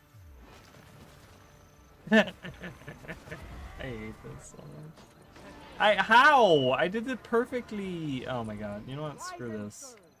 I don't know how to get up there. Oh my god, they're going in. Oh, there we go. I got it. Oh, there was a teleport? Great. I did it the hard way, okay? Let's say I earned this. I earned the access to this, okay? Are they coming in? They're coming! They're coming! Defensive position. Stand your ground. I wield great wisdom. I suppose I can make another. Rebound. Stand still to behold Pressure. the nightmare. Back on my feet. Receive the light, friend. Oh god. You're seeing things. Losing blood. Ready to fight some more. The brilliant ember. Strength is mine. Healing! A swirling gust. Aegis! Oh my god. Oh my god, we're dying. I'm dying. We have been defeated by blue. I would also expect some lore drops and certain loose ends tied. You know, I would expect that too. And I like that we're tackling something like the Inquest because it's one of the factions that we know like nothing about, right? We don't know who created it. We don't know really like how deep it really runs in like a certain society and stuff like that. We don't know a lot about the Inquest, so it's kind of nice that we're getting some info on them. But yeah, I don't know what other stuff they could be tying, right? There's like other things they could, you know, earlier, so before you got here, we were talking about Malik and the tree. I talked about it in the video today that I released. You know, the tree that Malik came from could potentially be on Castora, right? And they could twist the story. I know that they originally wanted to have that in Heart of Thorns, which would have made a lot of sense, but they didn't do that. It had to be cut, which was kind of stupid because I think that there's a lot of other things they could have cut that didn't need to be in Heart of Thorns. But Malik and the Nightmare Chord should have been 100% in there. But anyways, so the thing is that like, what if the tree that Malik came from is on Castora, right? And like I had this whole theory about maybe it was like the reason why Malik wasn't a Mordrim is because they warded off the entire island, meaning that the pale tree, Malik's tree, was cut off from Mordremoth by this ward, and so they became regular looking like Savari. Maybe, you know, again, based like maybe they planted it on a grave of humans, again, kind of like Ronan did or whatever, right? You could kind of just, there's a lot of different ways you could put that, but yeah, I don't know. They could twist that in a way. I don't know. The thing is, we don't know what they could possibly be tying up either, because we just don't know anything about Castora, which is a shame, because I really wish that ArenaNet would lean more on their lore people a little bit and give us hints, give us like random quotes, or give us just, I don't know, give us something to sit here and theorize on what this could mean, what this could be about. Like, give us a random picture of something, you know. But they're kind of going all around and doing all the other things. They're doing, you know, they're doing the elite specializations, they're doing the homestead, and they're doing the skimmer, and I'm like, but I want more lore, ArenaNet. Why do you deny me? Why do you deny me this delicious thing?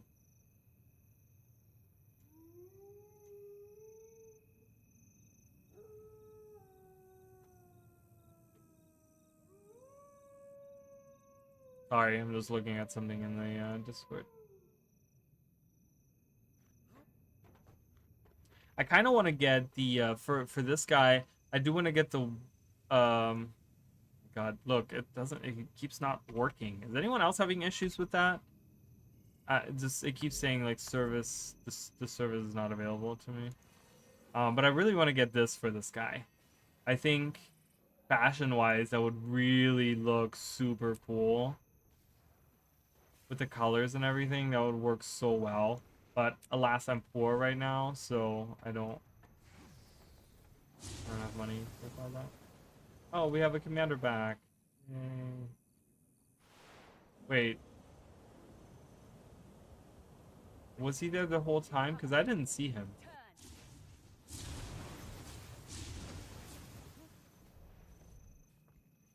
But it's cool to sit here and theorize nonetheless, right? Like, all these theories, this is all coming from the dialogue pretty much that I had with Tillian on a recent stream, where he kind of like pushed me to make a theory video, and I was like, okay, well, fine, you know. It's like I felt I will say I felt inspired after we had our conversation, and I was like, okay, maybe I should make a theory video, even though we don't have anything concrete to base it on. I should just make a theory video. So I suppose Malik could be a Castora thing. I do see it a bit far-fetched. Oh, 100%. It's super. For pod to travel so far to the Maguma towards the Maguma. Oh, 100%, right? That would be like crazy to think that his pod like fell into the ocean and then found its way into like a random river that then led to like Brisbane wildlands or something like that, right? It's kind of weird to think that, but I don't know, because they have said before, there's a developer that's talked about this before, where that this developer said that they have a way that they could tie Malik back into the story. They said that they have like I forgot where this was stated, but it was stated by one of the developers that they have kind of like an idea on how to bring Malik back. Like, even though Malik's content was cut from Heart of Thorns, that they have some kind of way of tying it back into the story of Guild Wars. So maybe this is it. I don't know. It would be kind of really far-fetched. Like you said, it's super far-fetched, right? But it would make sense in a way, because I also talked about the Altar of Gloss, right? The Forgotten used the Altar of Gloss before before the human gods even came to Tyria. They created this Altar of Gloss where they freed Glind from the influence of Kralkatoric.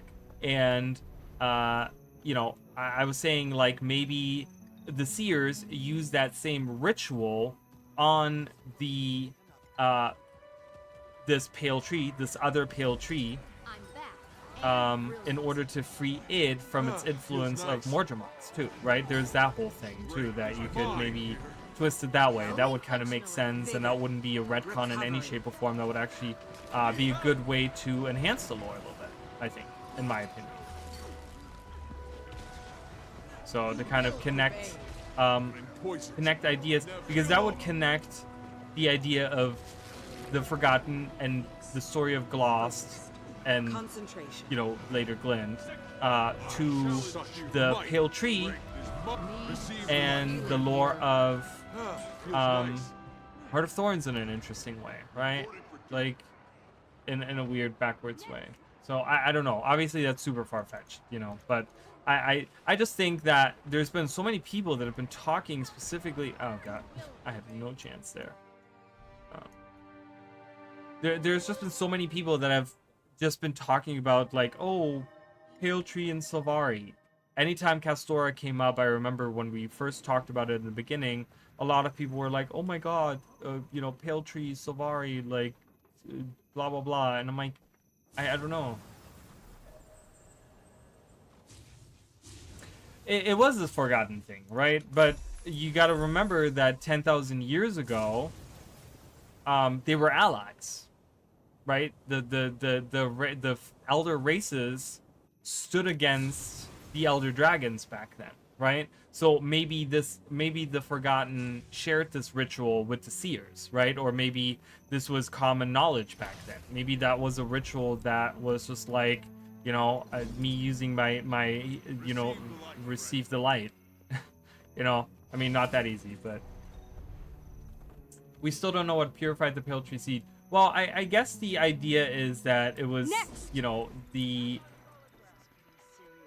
it didn't really, the Pale Tree wasn't really purified, but it was like the Pale Tree was planted on top of graves, of human graves, so that's where the shape of the Sylvari came from, right? And then it was tended to by Ventari. Maybe he imbued his magic in there or something like that, right? But as because the Pale Tree has like a consciousness of its own, right? The Pale Mother like has an avatar and everything, and it can kind of feel the things. It warded itself off from Mordramoth. That's the idea. Like, that's why she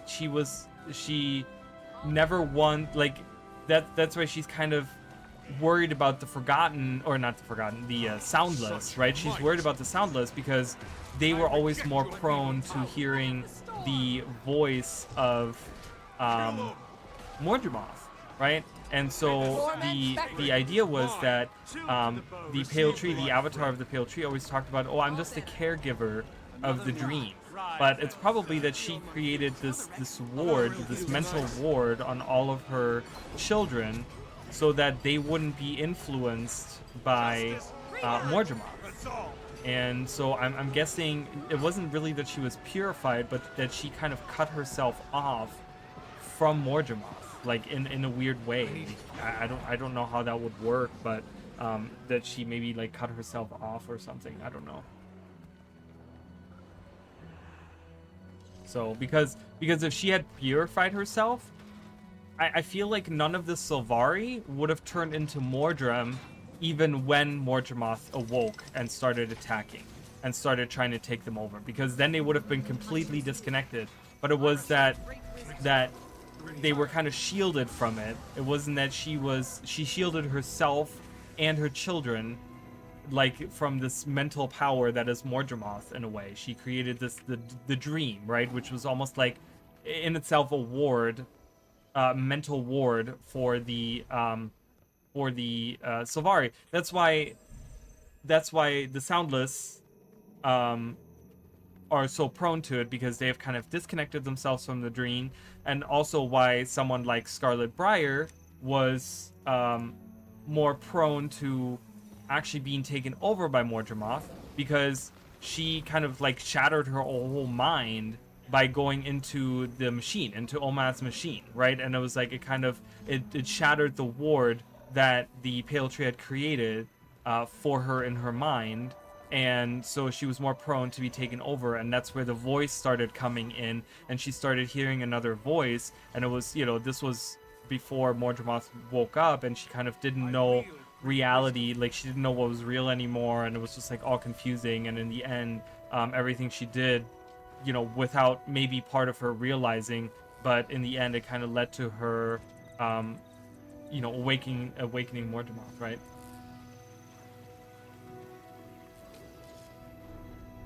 Right, exactly. So I feel like the pale tree was never purified in that sense, right? I don't think that is a term that we could use. I just think that it was never, and I think that's why they could kind of weave that into the idea that that's why the pale tree still hasn't recovered, is because it was never purified. And maybe that's where the story with the pale tree, you know, whether or not we do it on Castora or not, right? You know, maybe a later expansion, maybe whatever, right? But maybe the story is going to that, where maybe the idea is that we need to actually purify the pale tree now, right? Like before, it was like, Receive the light, friend. yeah, she shielded herself from Mordramoth, but then when the shadow of the dragon attacked her, that kind of broke her shield, and so now she's maybe fighting off this, like, her basic nature of being a Mordram, right? Like a Mordram, like a Mordramoth, a champion of Mordramoth, and that's why she's not healing, because it's like this corruption that's actually deep rooted in herself, and so it's not necessarily that she's still like unable, like that she's not healing, but she's like trying everything to hold off this corruption, because her shield that she had put around herself, this link, the dream, has kind of shattered for her, and she now is just fighting that. And maybe that's where the story goes. Maybe the story then is that, hey, you know, in order to heal, quote unquote, the pale tree, we need to clear her off the actual corruption that is Mordramoth, right? She's still technically, in a way, a Mordram, or a Mordramoth creation, whatever.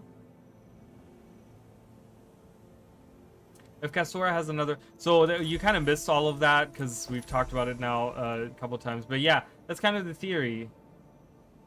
That's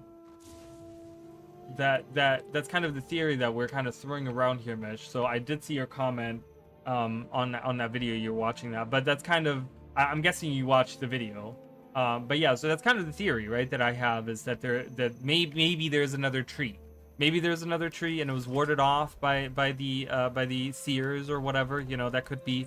I like the idea that whether or not they do it with Visions of Eternity, doing it on Castora or whatever, right? Like whether or not this is coming with like maybe the third map or something, this other pale tree. But the idea that the way that we heal the pale tree, like I said, disconnected from all the other stories, but just talking about the pale tree itself and healing the pale tree, it would be really, really cool in my mind if they used another pale tree to heal the already existing pale tree. Like, that would be really cool to me. Like, seeing these cousins, right? So I kind of think about that when we have, you know, the Choya, for example, right? The Choya are technically like fruit people, right? Like they blow up and they're like watermelons inside of them or whatever, right? They're fruit, okay? So the Castoran cousins of the Choya are pineapples, okay? And that's really cool to me. And I've talked about this before, where, like, I talked about this many years ago, where I wanted to see, like, a desert pale tree, where all the Sylvari are, like, cacti people. And they're all just, like, very prickly. They all have, like, prickly bodies and stuff like that. I talked about that many years ago.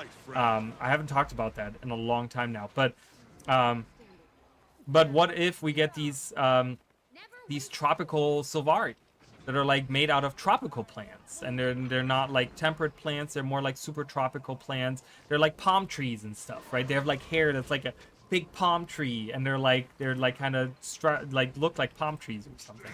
Like, that would be really cool, you know?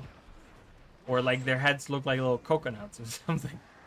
I don't know. Just random theory. Back in the battle. She's a Mordram champion. Yeah, she's a Mordram champion, which, the thing is, there's a similarity. That's the reason why I'm kind of bringing up Glint as well, because Glint, you know, she's a Scion as well, but she was also considered a champion of Kralkatorrik as well. So there's kind of like a little... Whoa, okay. There's kind of a little bit of a similarity going on there, I feel like, where they could be using that same ritual that the Forgotten had, right? Maybe Castora is where the Forgotten went. Maybe they just have a statue of a seer, right? We're basing the whole idea of seers being there on one statue of the seers being there. Okay, but what of the Forgotten, just because they wanted to honor their ancient allies? The Forgotten live on Castora, and they put up a statue of the Seers there to honor them. And so that could connect to the ritual of Glost, at the altar of Glost, where they freed Glost from the influence of Kralkatorrik, right? And they could use that same ritual now on the Pale Tree, because it's actually the Forgotten that live on that island.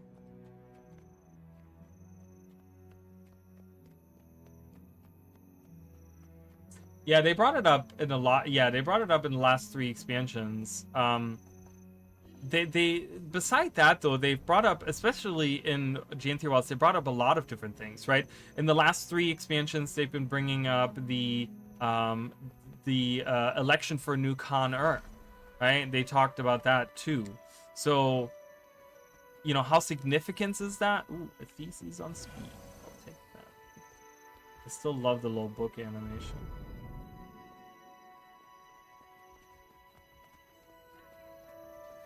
Help! I don't have long. I choose you.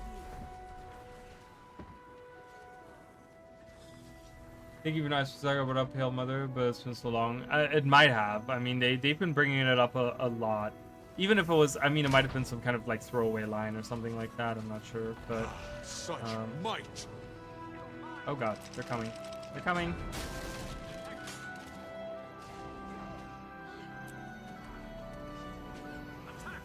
Oh my god, I was trying to put up the ward. What's healing me? Yeah, it's too late. Maybe? Maybe though? No. Definitely not.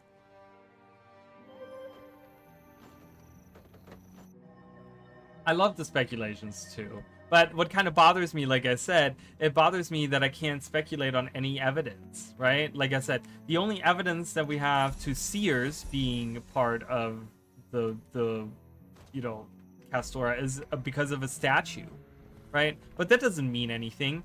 Any random schmuck could have put up the freaking statue of a seer. It could be that Skrid lived there, right? That's where we have the antiquary, and Skrid lived there on Castora, right? And like it's a shiny, and they're like, hey, we're putting up the statue as a shiny. Like, we don't know, right? Like that's the thing. That's why I'm like, Arena, give me more. I must know more. I must know more.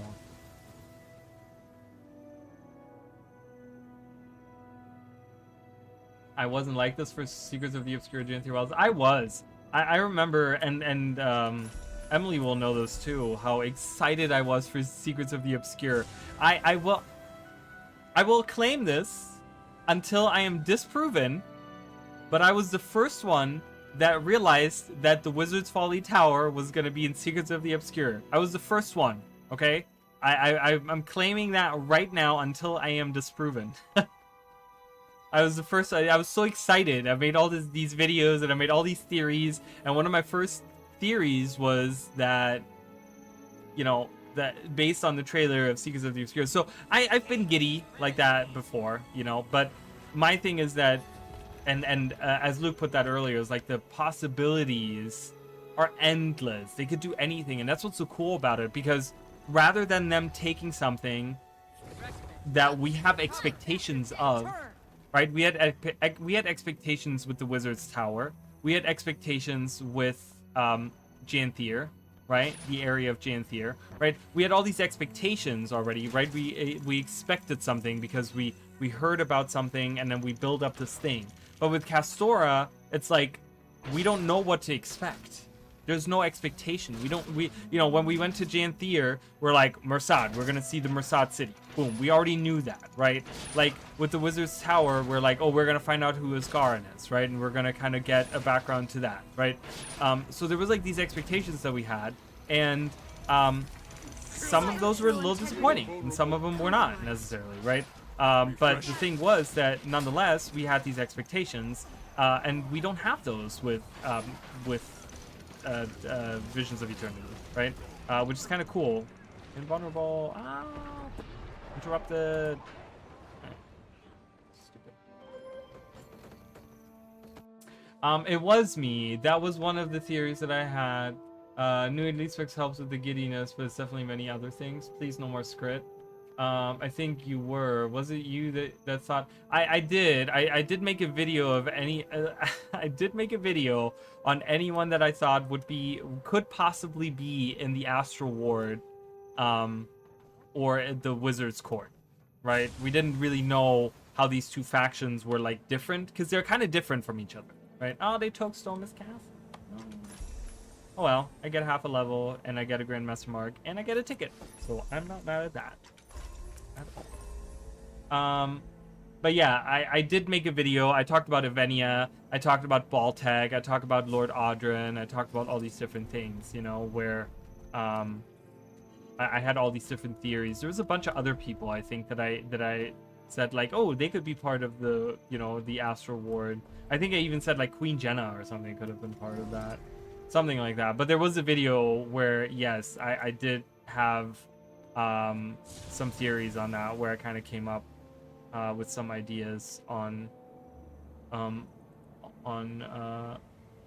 not specifically in Secrets of the Obscure, but more so that they could be members of the Astral Ward, whether or not we see them or not, you know. Because Baltag, for example, is still such a character. It's still such an interesting character that I want to know more about as well. Like, Baltag is like this really cool character that we know absolutely nothing about, and he could fit so well into the current world of Guild Wars, and where the world of Guild Wars is at right now, that I think it would be really nice to have them bring him back as a character, you know. So that's why I kind of have been theorizing on Baltag becoming part of the story at some point in time.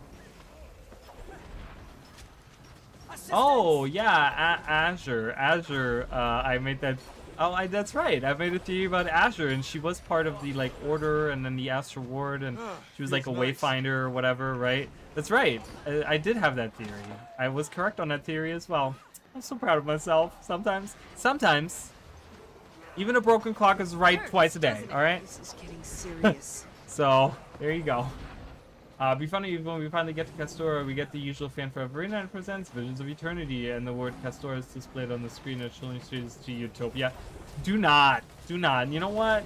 We don't bring up Utopia. All right, Utopia. We don't bring that up. We don't bring that up anymore. Okay.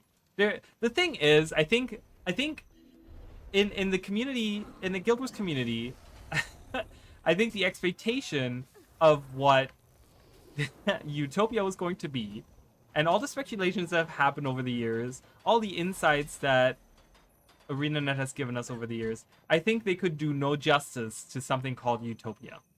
I really think that anything and everything they bring out that's Utopia wouldn't do it justice in the same sense that, you know, they would have originally had it, I guess, you know. Castora is just a dumb name. Well, maybe they have a really good reason why it's called Castora. I mean, I don't know. I think the name is fine. There's a billion, you know, they could have named it Hooble Gooble, and everyone would have been like, well, this is awful. Or they would have loved it. I don't know. The Guild Wars community is very strange, and they're kind of like the Guild Wars community, in a way of definition, is almost like insanity. Like, what did they say? Like genius and insanity. There's like a fine line between that, or something like that, right? Like I feel like that about the Guild Wars community, because sometimes they come up with like the dumbest shit, or they defend the dumbest opinions, but sometimes they're like genius in the things that they say or do or whatever. And the fancy Inquest animation at the end of the Visions of Eternity makes me think that think timey-wimey shit in Utopia. Maybe. I mean, I don't know. I don't think, like I said, I don't trust ArenaNet to do a good time travel-y thing. I don't want them to do time travel. Refreshing. I can think of an expansion titled Utopia, to be honest. I mean, I could too, but like I said, I think that ArenaNet would not do it justice, and I think a lot of people, I think a lot of the veterans would be more upset rather than excited about it, because they would be like, well, you know, now they bring Utopia. You know, we've been waiting for like 20 years on Utopia, and now they're bringing it, and it's this shit.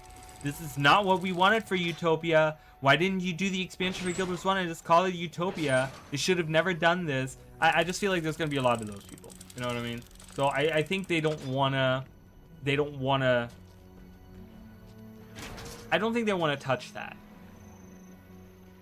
You know? I don't know. There's another famous quote as well. Psychopaths are actually a lot more common than people realize. Yeah, it's just, I think being a psychopath is like a spectrum. And it's like you could be this or that or anything in between.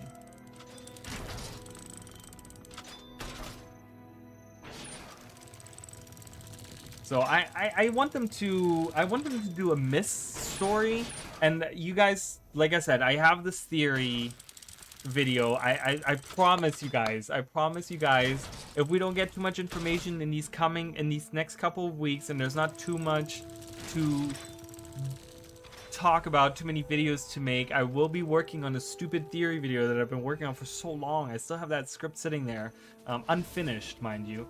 A lot of us are on the cusp.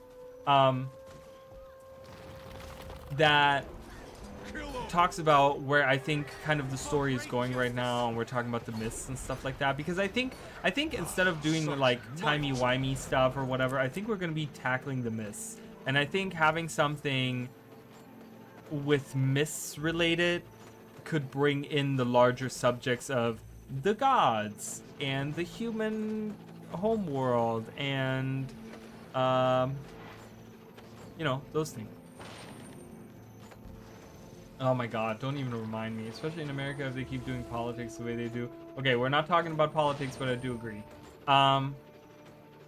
Naya should have been its own expansion. And that's, you know, and that's the thing. Don't remind me, because I really, you know, it's something that I talked about in my Janthia Wilds review, but it should have really been separate. Just like how Misprint Barons and Baba Nisos should have been separate. That's why I keep advertising. I know a lot of people are like, I want them to do 2 map expansions. I want them to do 2 maps, because they can do 2 maps pretty decently. Once they get to map 3 and map 4, you know, it's been right? Like, Nios was and then Misprint Barons was and then Baba Nisos was like, you know. So, I want them to stick with 2 maps, because you know you can do, you know, if you focus the efforts of the later 2 maps on these 2 maps that you're doing for the release, then just do that. Just do the 2 maps, okay?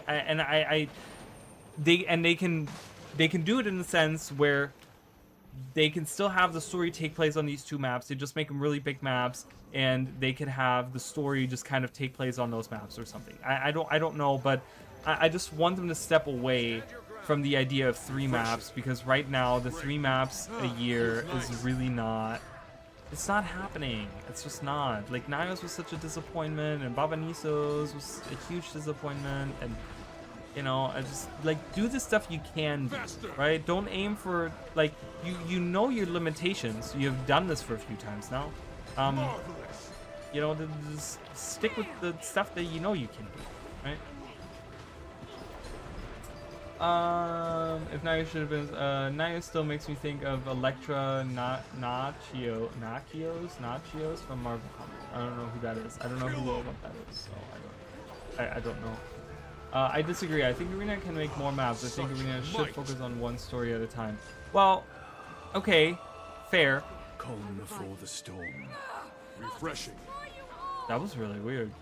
Did you guys hear that weird noise that was like, History is mine. did you guys hear that too? That was kind of weird. I was like, that was clearly in game something weird.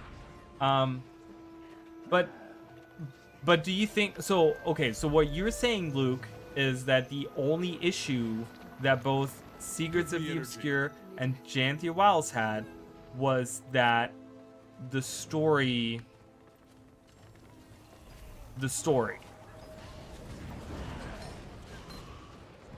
So the maps were fine. You're okay with Baba Nisos. You're okay with how Baba Nisos came out, is what you're saying. You just wish the story would have been better. because the map has nothing to do with the story itself, right? It just takes place in that map, but the story itself, you know, obviously, you know, yes, I agree the story should have been better, but I also think that Knowledge is power. I personally don't think that Mistborn Barons and Bavanisos were up to snuff, and I don't think that Nios was up to snuff. I shall attempt to join you so I can make gold by selling tote Fixed. bags. Focus. Concentration. Totes. You should totally do that. Because we're at the point. Look at all this fun stuff. I'm getting all the goodies right now. All of them. All of them all at the same time. Story and map design. Okay. But it's not the map design itself that really bothered me. It's the content in the maps that really bothered me because it was repetitive and an empty, not a lot going on. But yeah, I do agree, map design, which probably entails the content of the map itself too. But yeah, but the map design is part of the story. I mean, is it? I guess it is a larger part, right? Like in the narrative of like, hey, we're going to Bavanisos and this is what it looks like. So I can agree on that for sure. Yeah, but I think that I don't think that by changing the story, even if you make a really good story about Bavanisos, that it makes that part of the expansion any better, the later part of that expansion any better, because I just think that the map that is Bavanisos is just shit. It doesn't matter how good you make the story there, right? Like, I just think that the map itself also has to be really good, and the meta event has to be really good and tie into the story in some way, you know, and things like that. So I think they need to I think with the last two expansions, they have proven to me personally, and this is obviously, you know, it's just my personal opinion. And again, I've told you guys about that. It's always the influencer conversation that we have. I'm not trying to tell you guys how to think, right? In my own personal opinion, I think that ArenaNet does not have the capabilities of doing more than 2 maps right now properly. They just don't. If they can disprove me with Visions of Eternity, I'd be happily surprised and I'd be ecstatic to see that map 3 is really, really fucking cool, and the story is really awesome, and the design is really great, and everything is there, and everything fits together really well. But right now, they've proven to me that they cannot do 3 maps, and I also think that the problem itself isn't just that the maps suck, but it's also that they compete with 50 other good maps that we have in game. Okay, I mean 50 is like hyperbole, right? Like I'm exaggerating, but I think that the thing is that the maps that they release now have to be really, really good because we have so many good maps in the game, and they have to be competitive with things like Auric Basin or Drizzlewood Coast or any of those that like people want to hang out in all the time. Okay, in a couple of years from now, people aren't going to be hanging out in Bavanisos. They're not. There's no reason to. Maybe to work on the achievements, maybe to unlock some, you know, get the back piece, the legendary back piece or anything like that, you know? But there's no, you know, they have to make them good. So for the sake of not just having a good story and a good map for the moment that is Visions of Eternity, for the year that is Visions of Eternity, but also for the future, I want them to work on smaller maps so that they can make those really freaking good. Make really good meta events, make really good like side stories, make really good regular events in the map, and like design them really well, and have the flow of the map really good, and tell this amazing story, and really have people go like, whoa, this is a cool ass fucking map. And if we need to make less maps in order to make that happen, then I'm okay with that, right? You in a squad? I'm not in a squad. You found that out already. You're doing strikes. I will write my reasoning. That's fine. I'll be here for a minute for sure. I ever go to those maps unless I do story and a new character and go there. And that's the thing, right? I do think Mistborn Barons was a great map, but since they were focusing on a different story, kind of, it just thought they failed a bit. Yeah, you know, and I can agree on that, and I think that's where your point probably shines really well, right? Where you say they just need a better story because that would have probably made the map better, but because the story went so far away from what was told at that point in time. It just felt really disconnected and kind of weird, and I think a lot of people kind of were like, it's not a bad map, I would say, but it's disappointing in the sense that it's really small, right? And like, the thing is, you can't talk about Mistborn Barrens without talking about Baba Nisos, because we do know that at some point in time, these were designed to be one map, okay? And so that makes me kind of think, like, hey, you know, that was map 3, and if we include Baba Nisos with Mistborn Barrens, that it's not a good map, right? Like, even Mistborn Barrens by itself could have been a much better map. Like, it was so small, and you go through that content so fast, and you know, the only interesting thing there is really doing the expeditions, you know, and then the Mersad Shadowcraft is like, has like no impact on anything. It's not really how they described it, and it just seems really like, it seems like another throwaway mastery that doesn't have any impact on it. And you know, while lore wise I loved it, I loved all the stuff that was in there. You know, we learned about the Seer Mossad War, we learned about Spectral Agony, we learned a little bit about the past on Isgarin's past and Mabon and like all these different things. It was really, really cool, but like in the grand scheme of things, I don't think it was a good map, because it's just, it was really small, and it just, I'm like, you know, I was like, what's really gonna bring you back to that map, right? Like, I want them to be really cool maps and really have like good rewards in them to bring people back to them, even a year later, right? People go or do Auric Basin now 10 years later, 12 years later, whatever it was, 11 years. How long ago was Heart of Thorns? I don't remember. But people go back and do that every day. Like, I can go into Auric Basin right now and people do that. And those are the types of maps that I want to see. I want to see the maps that people go into. Drizzlewood, because obviously you can get a ton of rewards in there and stuff like that. But those are the types of maps I want to see. Bitterfrost Frontier. I can do that meta any time of day. There's always someone in that map to do the meta, right? Like, that's the kind of stuff that I'm looking for. I'm looking for like meta events that are actually like bringing people in there, that are competitive with the big ones, right? I'm looking for maps that have really interesting collections and stuff like that. Oh, hold on, I just got a message. In my opinion, you need a different event system, as both North, Center, and South have similar events. And that's kind of the thing. They all kind of end in the same fashion. They kind of drop off at the end with there's no payoff. There's no like, oh, you know, it's like, oh, we found this revelating thing, or, you know. And I talked about this as well. Back in the day, events also had an impact on the map as well, right? Like, waypoints became unavailable and available again, right? And that does happen with something like Auric Basin. They still did parts of that there too, you know, but they stepped so far away from all of these things. Where like events are just like random things that happen now. Feels nice. And it's like, you know, what happened to the idea of like events shaping the world, right? I want events to impact the map that they're in, right? Like, you can really feel, who is this? Do we know? Is this, oh, no, I don't want to be part of your squad. Also, one thing that pissed me off is that Babanis is not golden. Well, it was not supposed to be golden. It was supposed to be alabaster with golden filigree, but I know what you're saying.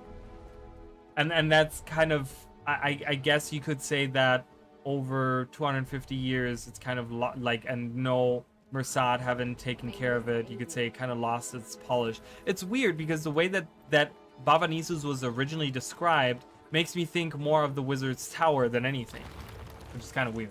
So yeah, but I agree with you that it wasn't. It was supposed to be alabaster spires that were adorned with golden filigree, and yeah, and that's how they described Baba Nisos 20 years ago, right? And we didn't get that, which was kind of upsetting. So I don't know. I just want, and that's why I'm saying I want them to do just 2 maps, because if we get 2 maps that are huge, right, that are like Path of Fire sized, right, they're like massive maps, and they have really good content, and they have really good like rewards to go for and like longevity to them, where you can really work on like long-standing achievements that, you know, where like Auric basing you have to do 100 times in order to get the Golden Child title, right? But it's a meta event that also is very rewarding in that sense, right? If they can make stuff like that where like the events feel really good and there's like a reason to go back to all the time, I like that, you know? Are you in the squad? Did you say yes to the squad?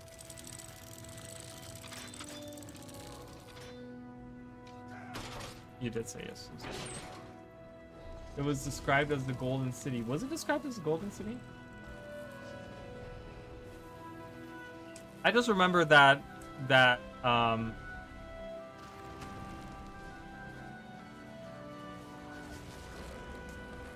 I just remember specifically, because I've read it so many times now, the specific words that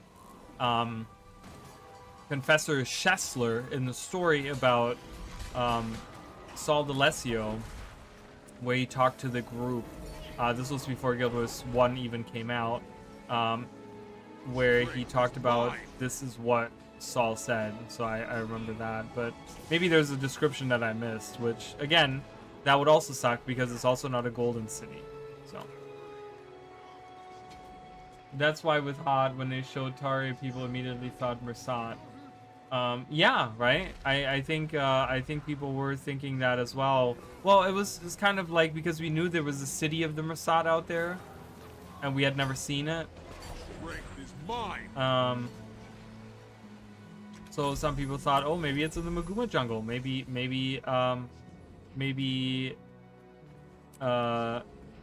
Saul was brought into the Maguma jungle, or wandered into the Maguma jungle somehow, and then came to, you know, find the city of the Mersat there. I could be I don't know. Yeah, I'm not sure because I don't have the exact. I just remember that specific quote because I've heard it so many times now. It's supposed to be alabaster spires with golden filigree, is what I always remember from that, because I just used it. And that's the thing, it goes right into what we were talking about earlier, because we earlier talked about like how we get giddy and stuff like that. I was so giddy about Janthia Wilds that I made so many videos talking about Baba Nisos and talking about the city of Baba Nisos and the Mersat and all this stuff, that I just remember that quote so well. And you guys know I can't remember jack shit. So for me to remember that specific quote is really... I tried answering and got owned? What do you mean? Like, are you talking about in chat? Or like, what are you talking about?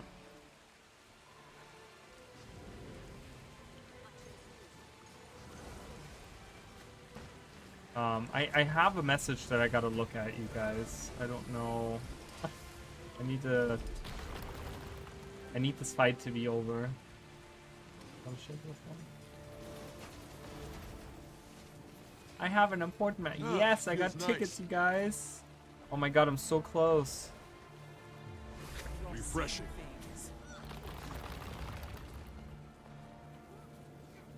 Okay.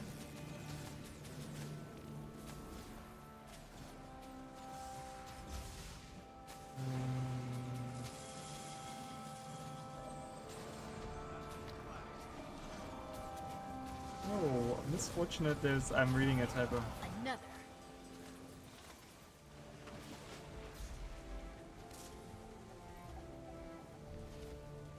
Strength is mine.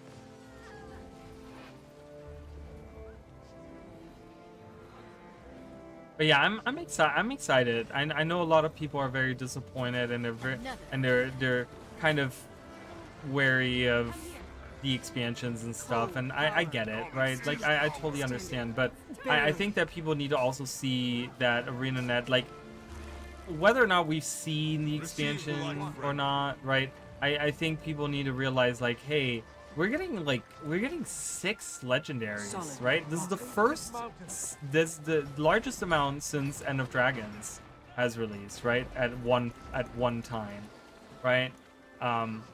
Because I count the armors as like one piece, and they, and they're all like, I don't know. I just think that you know, we got 3 with that, I would say, right? With Seekers of the Obscure, and then we got what 2 with Janthir Wiles? Was it 2 or 3? What did we get with Janthir Wiles?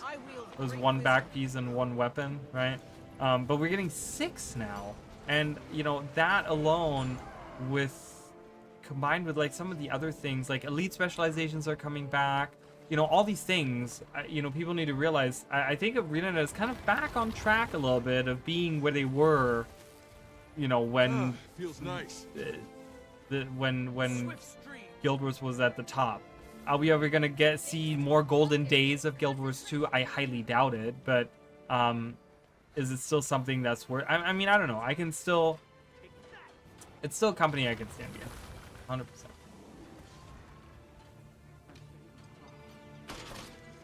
All right, well, I'm not leaving at all or anything, but I just want to talk to you guys.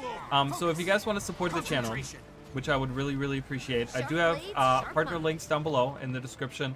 On Twitch, it's in the About section. But, you know, there's some partner links if you're looking to buy any expansions or try out the game, which is, the base game is free to play. Make sure to use my link. It helps me out a ton. And I really appreciate everyone and anyone that has used them. I have seen all of your guys' uses, and I don't know who they are, but usually people will approach me and say, hey, I used your code, and then I see that they did indeed. So I really appreciate that so much. There's also memberships available for YouTube if you guys want to find another way to support. It's only $5. You know, and you can only subscribe. You can subscribe for a month or forever.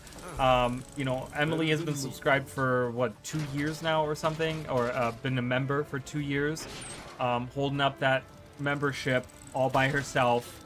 That member group all by herself. But yeah, if you guys want to support the channel, I would really appreciate it. I'm looking to do more merch for the merch store as well. I still got to do that Freezing Gust shirt that we talked about. I still got to come up with a way of making that happen. So I would like to do that, but I just want to take a minute to say that. So yeah. Anyways, I appreciate all the support that I've been getting. I would rather people not tip me. Not that I don't accept tips. Obviously, I have a tip page, so you can tip me as well. But I'd rather give you something in exchange for the money that you're giving me. So that's why I say memberships, and that's why I say using my links to buy expansions and stuff like that, because I just feel like that is more, I don't know, it feels better. I don't know. You know, whatever people want to do. Obviously, you don't have to do whatever. You don't have to do what I tell you to. But again, I'm not an influencer. I'm a content creator. There is a difference. There's a difference, my friends. The commander is up top.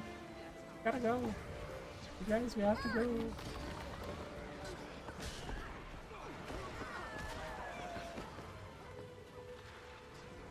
Head down.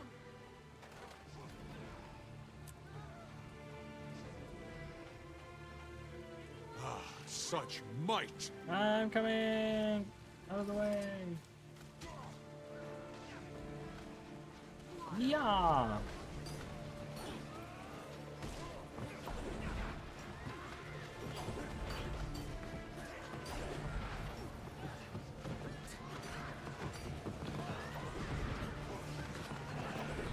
May the sands take you.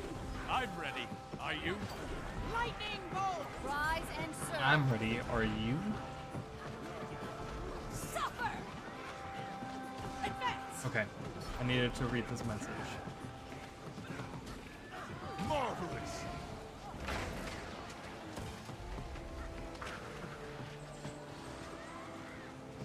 You look like a tough customer. Okay, weird.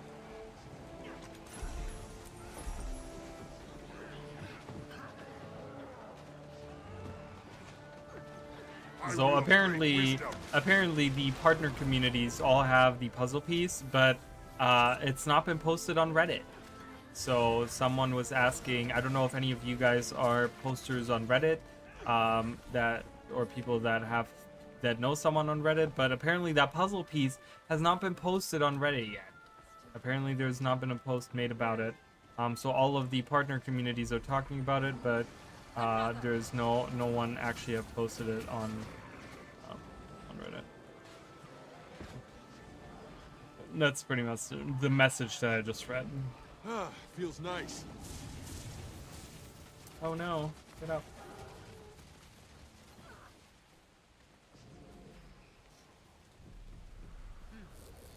I could use a hand over here.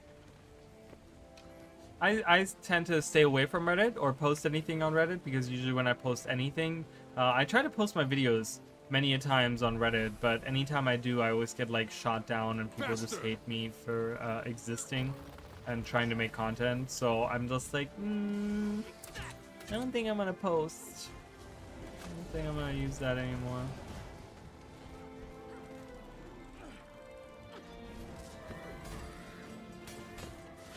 Oh no.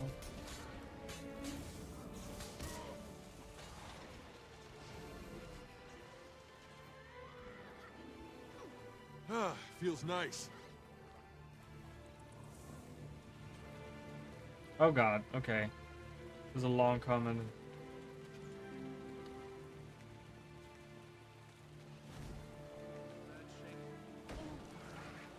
Sharp blade, sharp mind. Strength fading.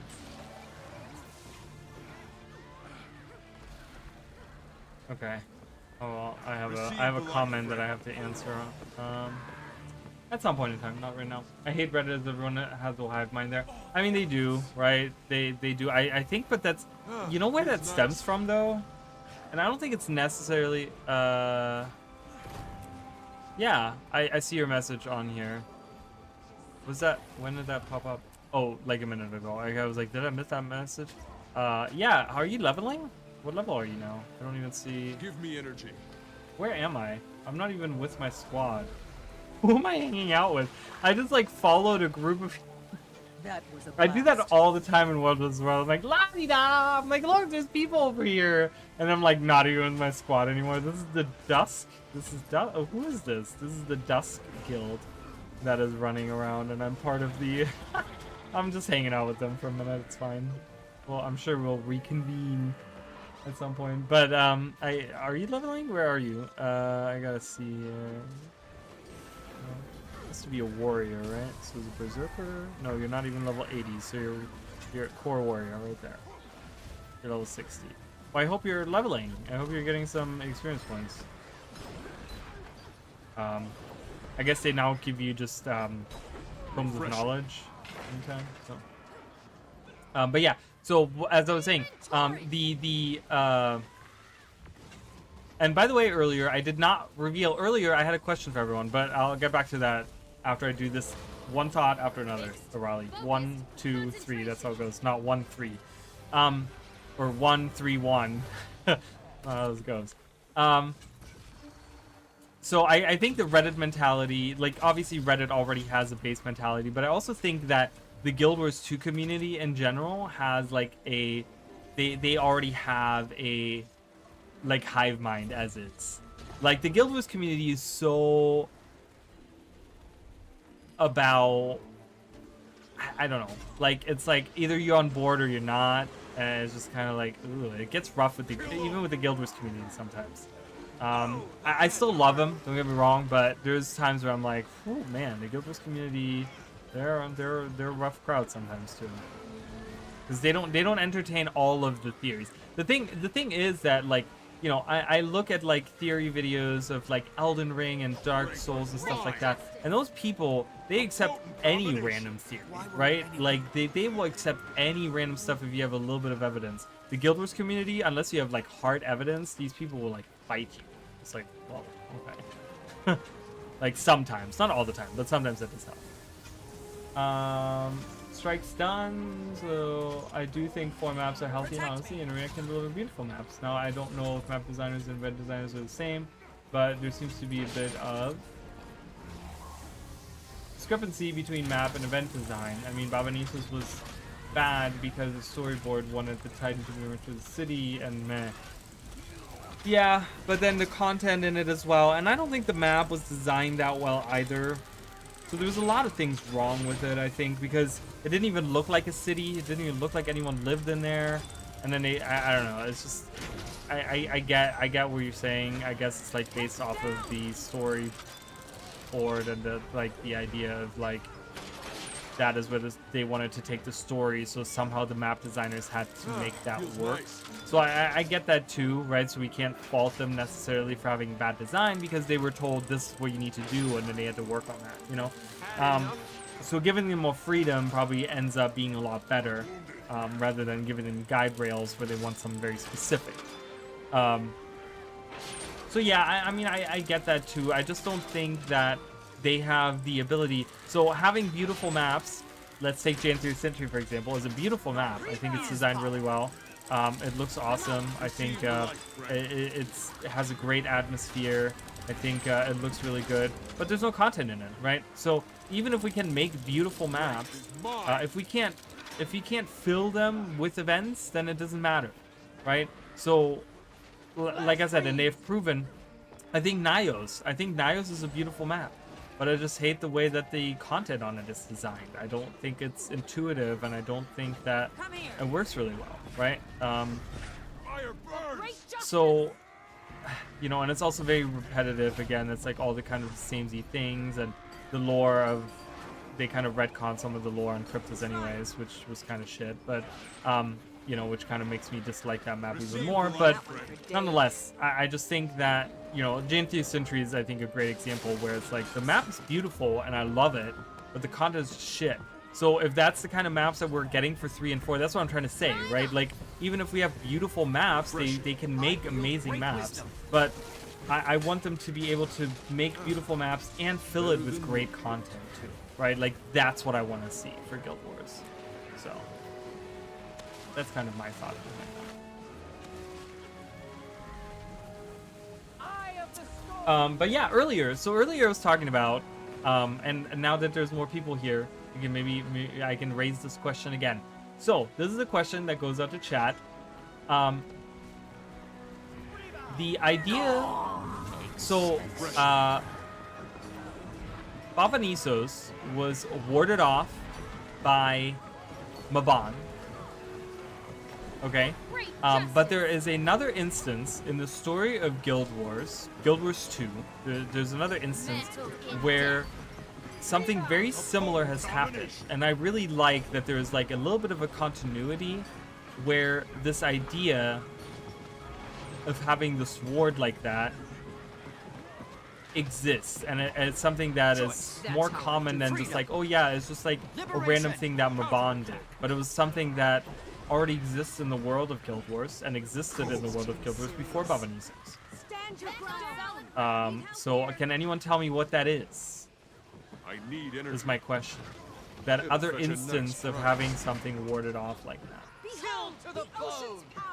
I want to see. I want to see how much attention we all pay to the world of Guild Wars and the interesting lore and world building that ArenaNet has created. Feels nice. Earlier, no one could answer that, or earlier, no one did answer. Yes. My foot's itchy. Scratching it with my other foot. I have a 20 slot bag. Cool. I can use that. Oh, I can definitely use that actually. Oh yeah. Gonna use it. Gonna throw this out. Cool. Love it. Give me all these 20 slot bags. I'm gonna hoard 20 slot bags. Now that they changed, just for those of you that don't know, they changed the Halloween reward track.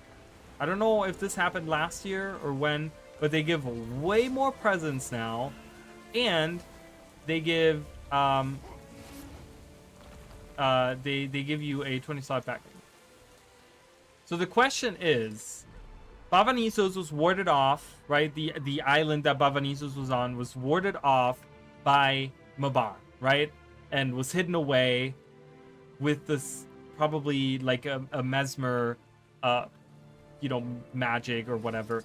But this has happened before in the story of Guild Wars 2. when is this other moment? What is this other moment where something like exactly like that happened?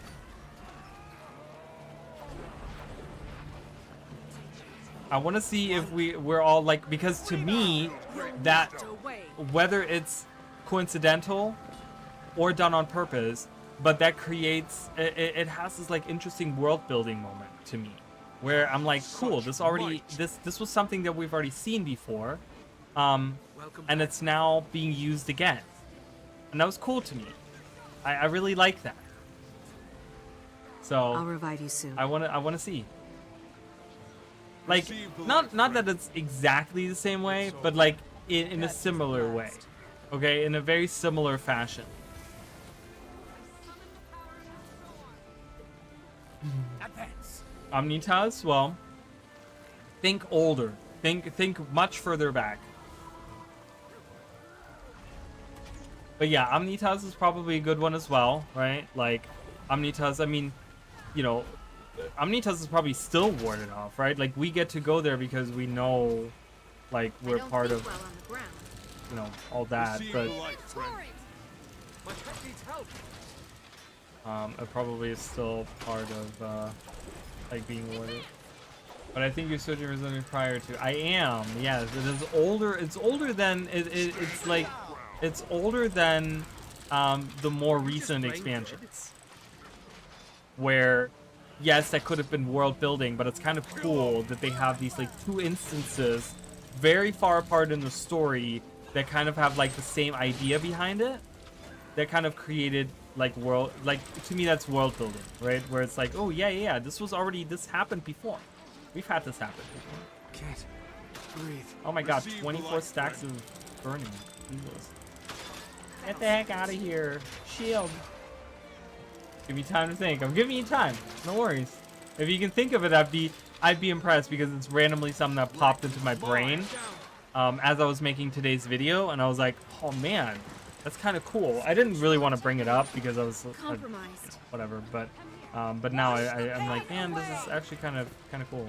Like because at the time I forgot about it again, and I thought about it again when I started streaming, and I was like, oh yeah.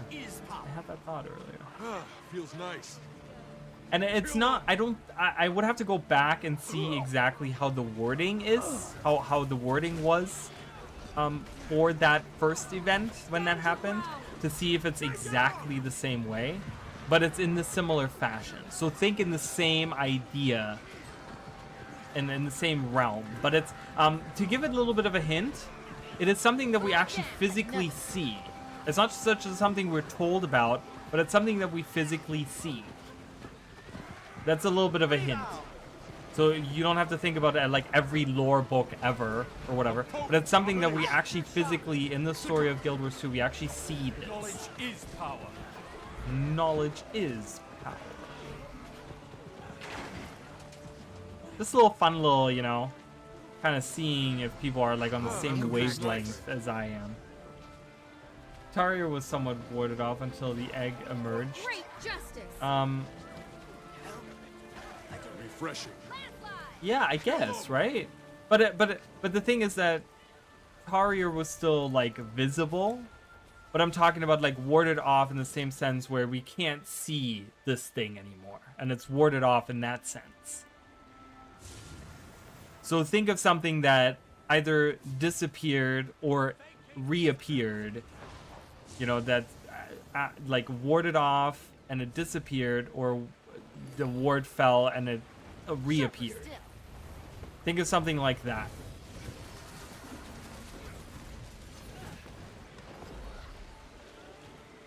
I don't want to give it away. Knowledge is power. Knowledge is power.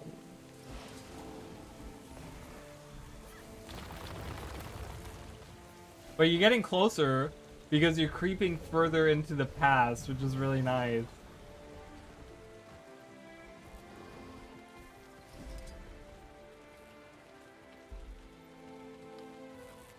I have Janthier. No. No.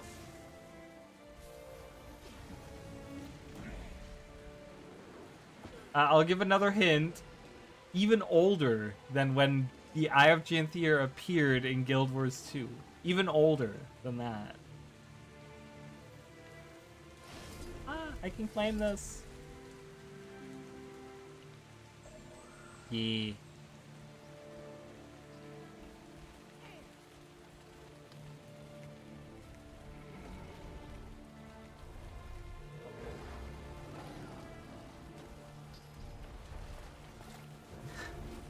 I love it. This is like really fun. You know what I've always thought about that I wanted to do if I ever became more popular in the space of like the Guild Wars community and like, you know, that stuff. I've always wanted to do like a quiz show where I like bring on different different people on show or something, and I like quiz them about things in the world of Guild Wars. Like I'd be the host of a quiz show that's just about Guild Wars. I would absolutely love that. Are you kidding? That's so much fun. Images of pregnant Timey. Ew, what? Mish King? What? I used your full name. You know that's trouble, right? Mish, no, let's not. No, that's awful. I cannot even imagine a Sura being... Like, I can't... No. I'm not continuing any line of thought in that sense. Refreshing. So, no, not that.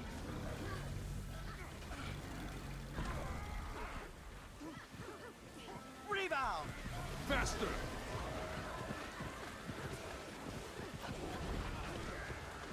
That is cool. My quiz idea.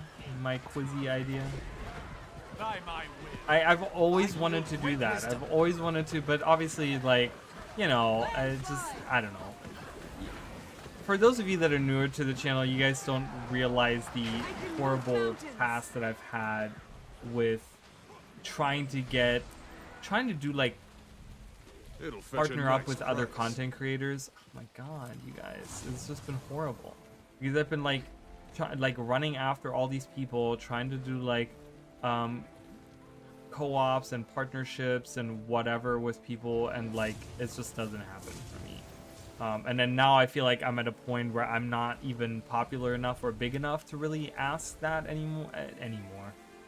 Really, of people anyways, because now I feel like the expectation is higher because I am an ArenaNet partner.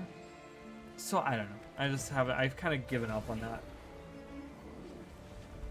So if someone approaches me and they want to do something like that, that's fine, but they would have to like organize it, I guess, in a sense.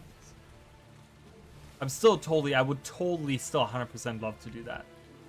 Or like co-host something like that or whatever, or even take part in, right? Like I know that I probably wouldn't do that well, but having someone else ask me like questions about Guild Wars in like a quizzy manner, where like I'm competing against other content creators or whatever, like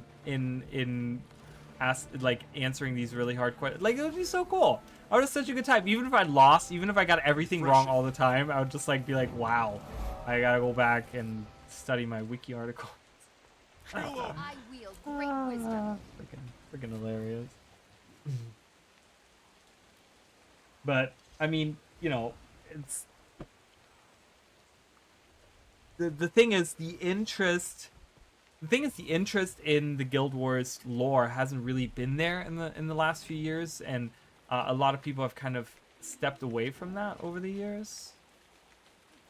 Go for inner. What about outer though? We gotta get in first. Honestly, I'm stumped. I'm thinking something that happens in the personal story in which I'm very foggy about. No, okay. So, are you ready for me to reveal the answer? Do you want me to reveal it? I don't want to give it away, but I will if there's no one else playing, right? Like, and you're stumped. So, Such might. because once I say it, I think it's gonna be like a lot of people like, oh yeah, that's right. Like, that's what I feel like a lot of people are gonna have that moment. Kill them. Faster.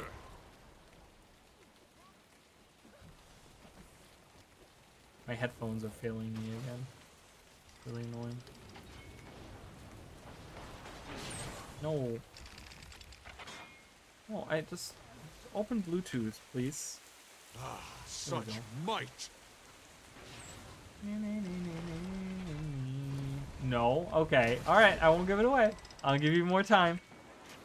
Just in your mind, go through the story, and just think of the instances where something like that could happen, right? Just kind of go through your mind and think of like, okay, like go through the story, just really quick, and just kind of think of like, okay, this moment, okay, I don't think it's this, I don't think it's that. Just give another hint. Do you want me to say like? It's too big of a hint. That'll give it away. I was gonna say like when it happens, like which part of the story it happens, but I feel like that would be too big of a hint because I feel like I would give it away.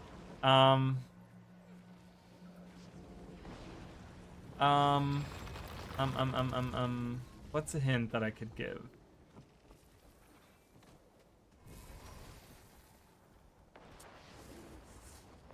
I don't know. I don't know what other hint I can give that doesn't give it away. You know what I mean? Like the thing is that I've given. I don't even know what hints I've given at this point, but I feel like any hint that I give might give it away.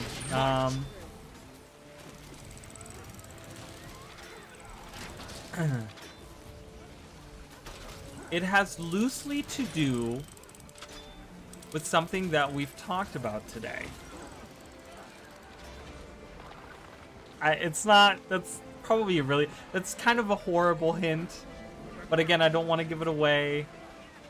So it has loosely to do with something that we talked about today. For great justice. Knowledge I is don't power. know if I don't know. It's just, it's kind of, I feel like it's a little bit of a deceptive hint. Where you have to do some like mental gymnastics to make that work. Strength is mine. I can't. Again, that has to do with something we talked about today. Sharp blades, sharp There you knives. go. That's the hint. If you catch my drift. Great justice. Loosely. Stand your ground. Can't breathe. CF? Oh, I Feels nice. was like CF, but I see they're right next to each other on the keyboard, so I get it. Ready.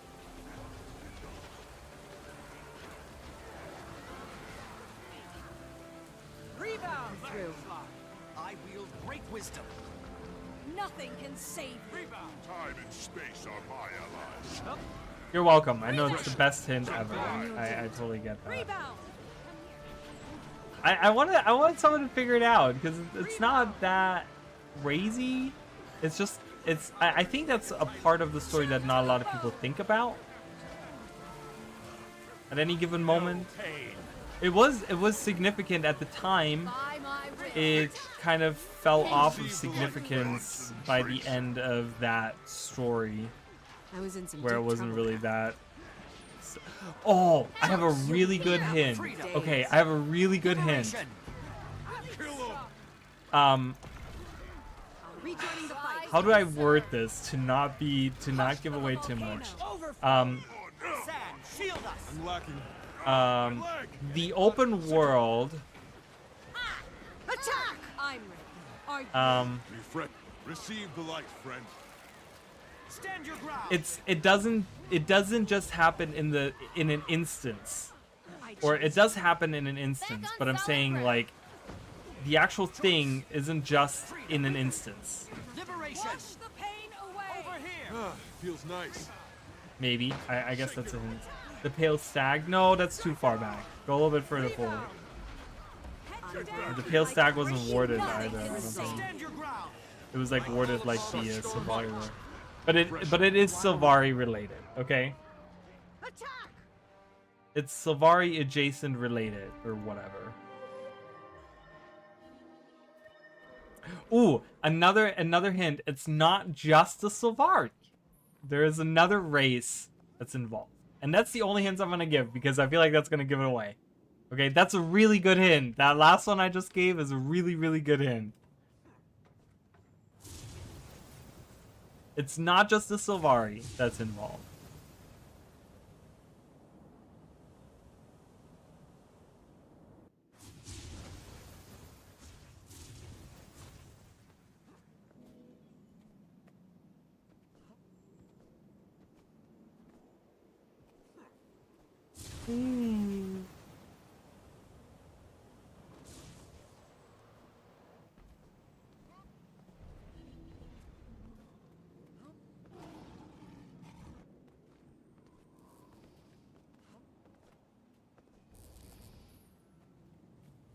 I don't have any. I keep forgetting that I don't have gathering tools equipped. Or I keep forgetting that I should be equipping them. Choice, freedom, liberation. Sweet, sweet I have so many testimonies. such Look at all the testimonies I have. 818. I can level up 3 elite specializations on my very own. Love it. 90? I have 90 loot Faster. bags? Holy crap. Centaur, Ventari? Nope. Nope. Nope. Has nothing to do with centaurs at all. It'll fetch a nice price. This is fun. I love this. This is cool. That's how do I give engagement to your viewers? It was not. No, it has nothing to do. Think of another race. So the Sylvari are involved, but it's also there's also heavily another race that's involved. That is a really, like I said, that's a really good hint. So kind of think about that. Think of it this way. Think of the hint this way. Where was a moment in time where the Sylvari were involved with a specific other race?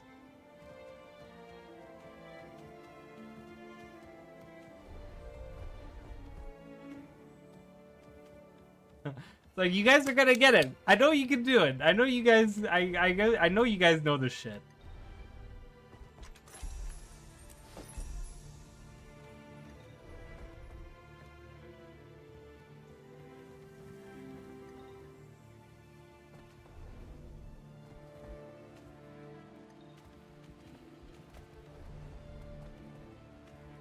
Ooh, sorry, I'm yawning. Jesus. I don't know. I didn't sleep that long today, so I kind of got up early. Tengu, nope. When were the Sylvari involved with the Tengu? When did that happen? The Asura with the abduction. With the abduction? What do you mean? Oh, you mean, okay.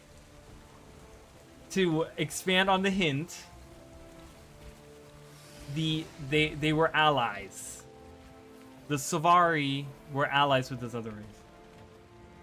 I chose you. And this is like me giving this away. This is literally me giving this away. Okay? Such might. Oh my god. You were surprised! Ulrich. Queenie Pie.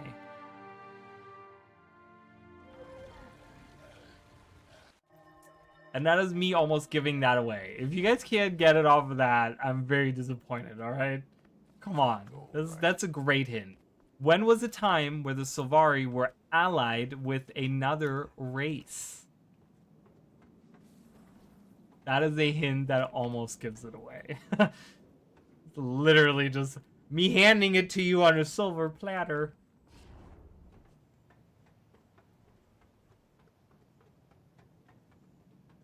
Oh my god, thank you, Luke. Yes, Tower of Nightmares. So remember, the Tower of Nightmares was also warded off, right? Like, it was hidden with the Frogos. Thank you. It was also warded off, right? Like, and Casimir had to, like, break the... It was like a veil or something they called it. So it wasn't quite the exact same thing there. But... Oh, my sound is just really quiet. I think my headphones are slowly dying, but... Because I can't.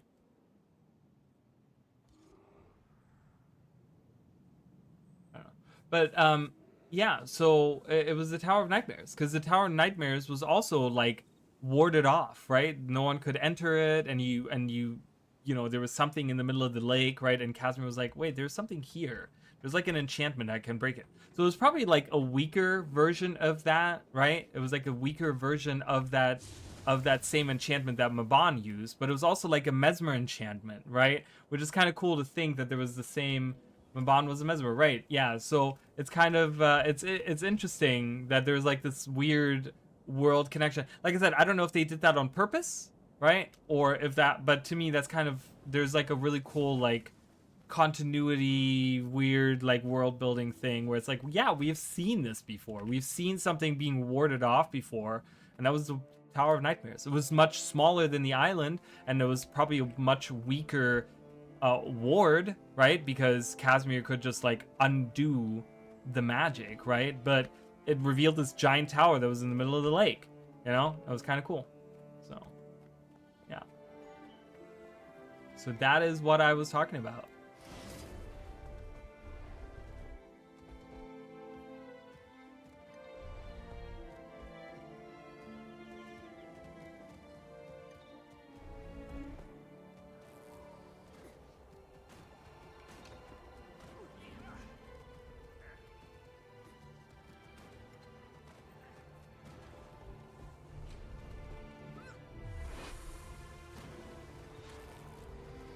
So I don't know if this was something that ArenaNet had like planned in the past, or if this was something that they had like, you know, they were kind of building off of that or something. But there's kind of this really interesting connection between all like there's a through line that you can see, right, from like point A to point, you know, B, right, between the two things. So it's kind of cool. So it's not unheard of. Again, it's not unheard of that things are veiled or warded away from prying eyes, right? So I still like to think that, you know, going back to the original discussion of all of this, that Castora is warded off somehow.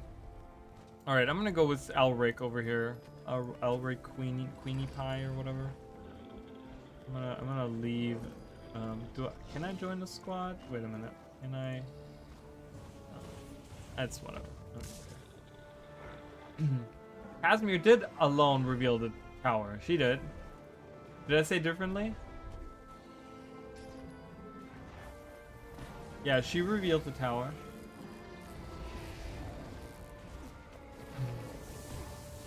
But the veil was mesmer magic. Right. Back on solid ground. Was it mesmer? Was it specific mesmer magic? I think it was, right? I think Casimir says something to that extent, right? So it seems to be veiling something or warding something. Might be like magic adjacent, right? They might be, and Mabon being a very powerful mesmer from ancient times, maybe has a stronger version of that very same spell. Rather than veiling it, he can ward it, which might make it a lot stronger of a spell or something, right? Fixed, focused, concentration. Fixed, focus, concentration. Choice, freedom, liberation.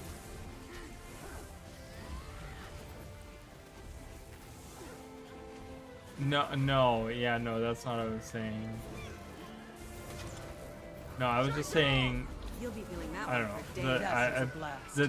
the you know, Knowledge is power. earlier I was saying they were allied together because we were looking for a hint on what I was talking about, so, but that's why we got on this, on the, so long now. Great justice. What connects the two that is both Casimir and Mabon are both in the Mesmer Collective? Correct. Also, right? That's also another point, which then would make me think if Castora is also warded away, right? Maybe Casimir learned this from the Mesmer Collective. Maybe this was a spell that Mabon tried to teach the Mesmer Collective, and they learned like a weaker version of it or something. And so maybe that's why you know, maybe Casimir knew about it, or maybe that's why Casimir recognized, like maybe she recognized it, and that's why she was like, oh wait, there's like a veil here because I've seen this in action before from the Mesmer Collective or something, right? Like there could be something like that. Rise and serve. Breaking glass. Ready for action. But yeah, there's a little bit of like dots that you could kind of connect where you could say, ooh, okay, so you know, like I said, so if we carry that on, thinking, okay, maybe a Mesmer has to do this ward, this, you know, maybe it has to be a Mesmer that created this ward. So then that makes me think, well, what other powerful Mesmers have we had in the story of Guild Wars? Maybe this ward was put up by a powerful Inquest Mesmer. Right? Do we know any powerful Inquest Mesmers out there? Not that I know on the top of my head, but Come and get me. By my overflow. Protect me. I don't know. I just thought, like, I'm not saying that both of them are exactly the same thing, or that, you know, this is the same spell, or that it's the exact same situation, but I'm saying it's very weird that there was something in the story that was like that already, right? Where it's like, oh yeah, it's a big thing in the world that is warded off by some kind of magic, and you know, and then we can, like, the magic falls in some shape or form, and it reveals like a big structure or a big place in front of us. You know what I mean? Like, I just think that there's like similarities there. I don't know how much we can read into any of that, or if this will play into Castora in any shape or form. I just think it's very interesting. Focused. Receive the light, friend. Over here. Hence why I think he's the leader of Collective. But it's already been outright said that Oberon, who was Maban, is the leader. So you mean like a new leader? Or a member of the Collective? Because I could see E being a member of the Collective. 100%. I could totally see E be a member of the Collective.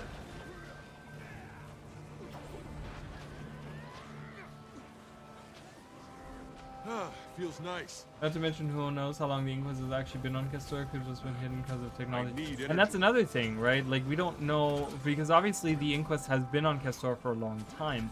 I talked about this earlier. You know, ArenaNet makes it see in the reveal blog post for Visions of Eternity. ArenaNet talks about, like, they make it sound very recent, that the Inquest is very recently trying to do something, but they've always obviously been, like, the Inquest has obviously been on Castora for quite a bit now, because they've built bases and stuff like that. They've done experimentation on the fauna there, so they must have been there for a long time. Was he a leader? He was the leader. Maban created the Mesmer Collective. As it was called, it was like his pet project, I believe they called it. He was the one that created it. He disguised himself as this human named Oberon, and he kind of brought people into his fold or whatever. But yeah, he was originally the guy that he created the Mesmer Collective. It was Maban. Maban was the guy.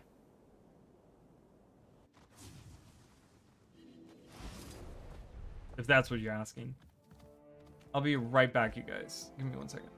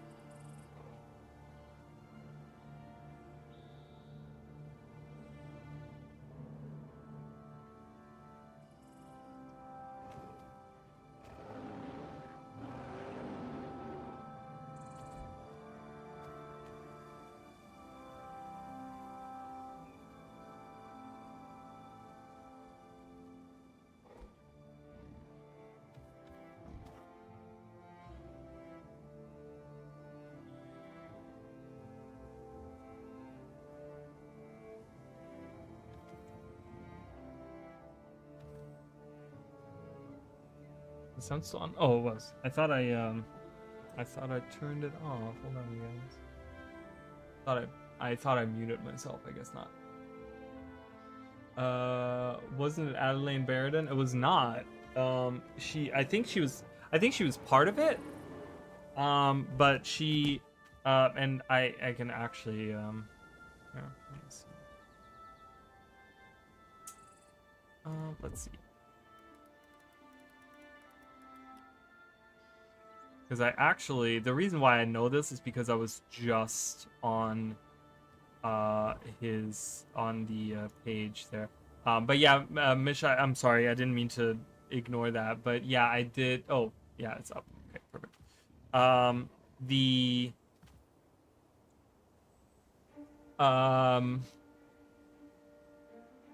Mesmer Collective. Let's see here. Where is that? Somewhere over here. No. Where is that? I know it was somewhere over here. I gotta find the.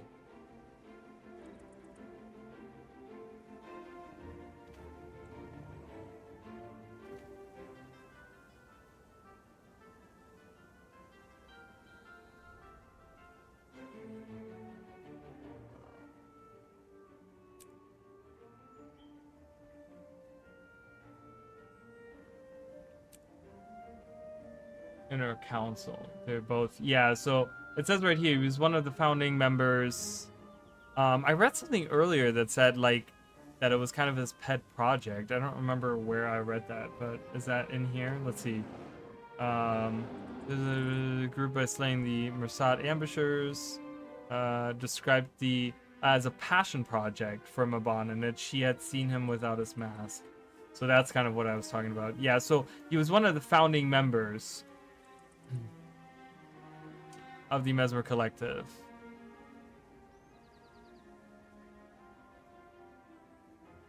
Must wait to be sponsored by an existing member. Has yet to enjoy this privilege.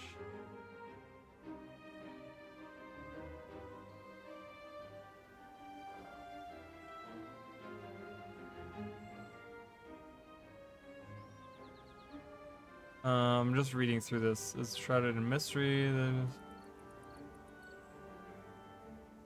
The collective's purpose is shrouded in mystery, though they have been known to express interest in occurrences where Mesmer magic is suspected to be involved. It's also weird because we've seen the Mesmer Collective kind of come back into the story like a lot more now over the last couple of expansions. I know that it's obviously because of like Mabon involvements and Anis's involvement and stuff like that, but I think that I don't know. I just think that there's like something maybe Castora is hidden away by some ancient member of the Mesmer Collective or something. I don't know.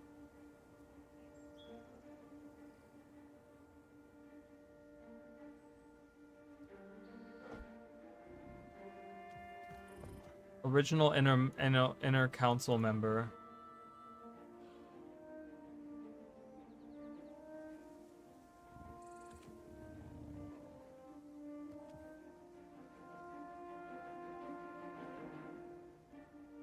I don't know what it means to be like a veil. How does the hierarchy go?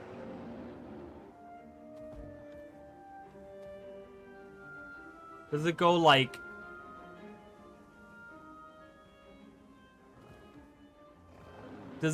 up? Does it count up or does it count down? Because I would think that Anise is very high up on the veils, but she's 8th. Which kind of makes it sound like, you know, when you're thinking of like, I don't know, like ranking systems and like anime and stuff like that, it's usually like number 1 is like the top guy, right? Like, so it sounds like she's very far down the ladder. Sita. being one of the 9 leaders of the inner and outer councils.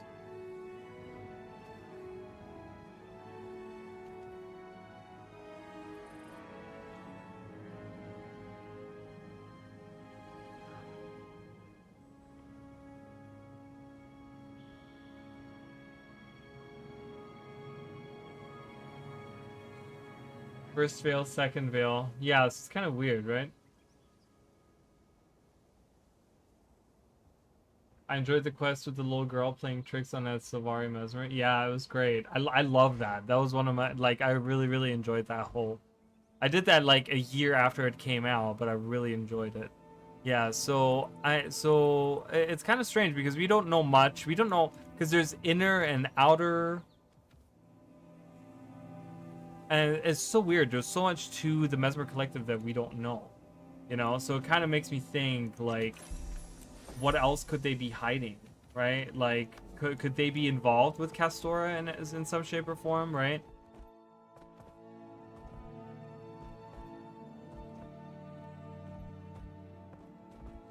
Remember, Anise is also leader of the Shining Blade and the personal protector of Queen Jenna. Yeah, I mean, Anise has a lot going for herself, right? Like, there's a lot going on with Anise, for sure.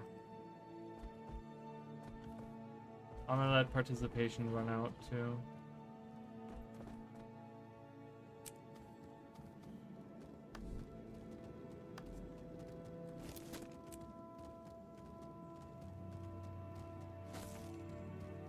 Jesus. Getting crushed by green. It wouldn't be too feasible for a bodyguard to be also higher up of another secret club. I mean, I don't know. The reason I say that is because I feel like the reason I say that is because I feel like she's just so powerful in the sense that she just, I don't know. I just always felt like she was this very powerful person. But I think the reason why I think that is because she's just, you know, she's up Jenna's ass all the time, and that is a very powerful Mesmer, right? Who shielded the entire city. Do you guys think that Queen Jenna is part of the collective?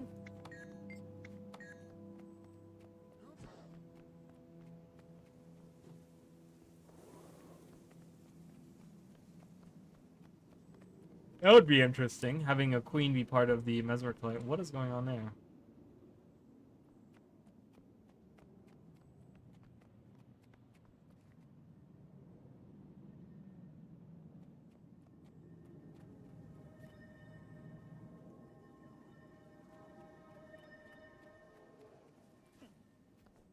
But yeah, I do see your point for sure, definitely.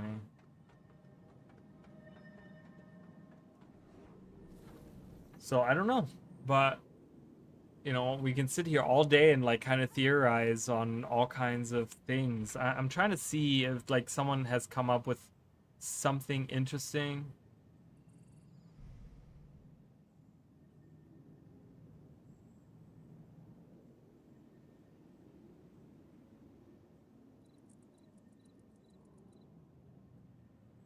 No, no, I don't.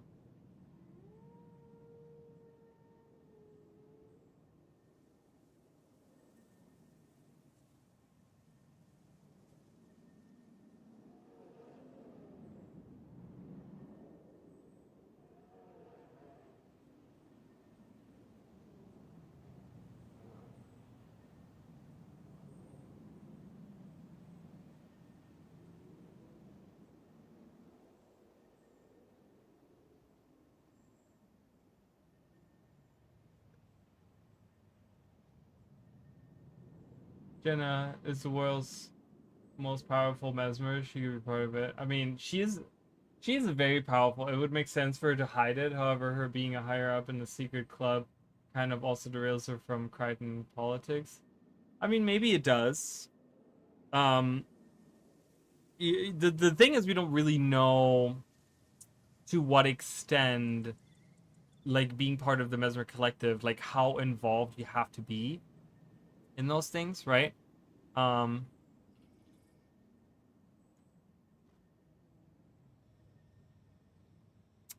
gonna, so I'm to kind of finish the thing that we talked about earlier. Let's see. That we talked about earlier. I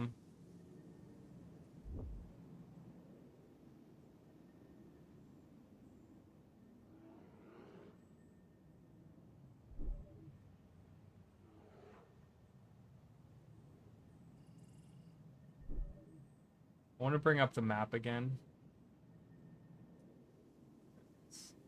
The game was going to be underneath it, but yeah. So I think I'm going to put my guess in because ArenaNet is kind of asking for like us to guess or whatever. It would be logical for the leader of the Shining Blade to be part of the collective, whom were the progenitors of the Shining Blade in a way.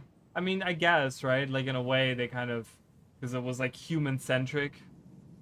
Right? It was like part of that, so I guess. But yeah, I don't know. I could see Queen Jenna still being there because, you know, do you have any active duties while you're in the Mesmer collective, or is there like, or are you just like part of a club and you get to hang out with them whenever you feel like, or you get to like, you know, have this like piece of knowledge or whatever. You know, I don't know, but you know, I feel like we don't know enough about the Mesmer Collective to really understand how they function. So I want to put my guess into ArenaNet. So to that end, I'm kind of thinking about,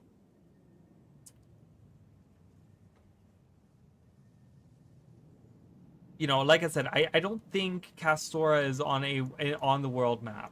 So I'm probably going to just put it like right here. Like I'll just say like I think it's right here and we just don't see it.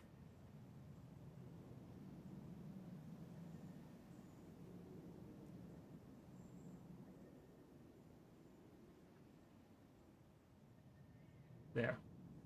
The giant island.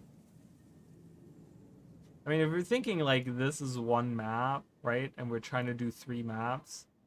So it would have to be like probably decently sized. Field agents around and like to observe Mesmer magic phenomena. Which is fine, you know. The thing is, the crazy part about all of that is that it's Mesmers. And Mesmers can create clones. How do we know? Because Queen Jenna has done it before, that she can just like leave a clone to hang out in the throne room while she herself actually goes and does something else. Right? Anise has done the same thing during season 2. So they could create just like, oh yeah, whatever, I'm gonna leave this here, hanging out in the throne room. You know, there's no important meetings today and nothing's happening, so I'm just gonna leave this here while I go venture off and do my thing as a Mesmer. You don't know that, right? They can disguise themselves as anyone. You know, that's the beauty of the Mesmers. They have this like wide range of the, you know, ability to deceive, right? So I don't know. I could still see her being part of it, you know, and whenever she's needed in some shape or form somewhere, she can just like say, well, I'm gonna put a clone of mine there, and boom, that's it. So I don't know. I don't know, my friends. I don't know. Actually, I want to.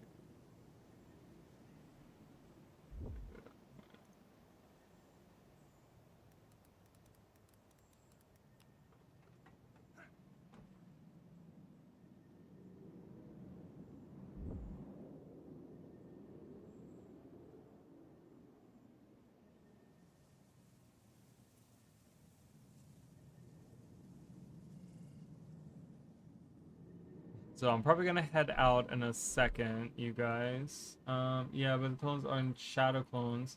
Those are very limiting what they can do. Like they can't speak, which is fine, you know. But like I said, if there's nothing going on, like that's what I'm saying. Like if there's nothing going on currently in the throne room or something, right? She could just like leave clone there, and it's just Queen Jenna sitting on a throne. Favorite lore is learning most mesmer. How do you know most? Why would you at least the more power? How do you know that though? Like, yeah, Casimir chooses to do that, but how do we know that other people do the same thing? We know of one person, right? Do we know of others that have done it? That walk around naked all the time?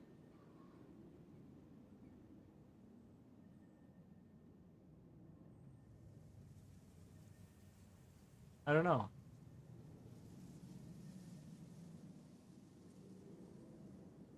Is that not...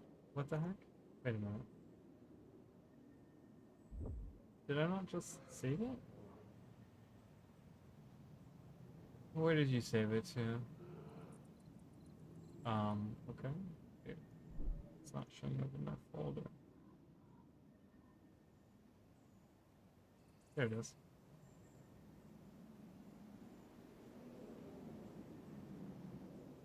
Really? I don't know. It's interesting. It's interesting to still think about, though. Actually, you know what I'm gonna do?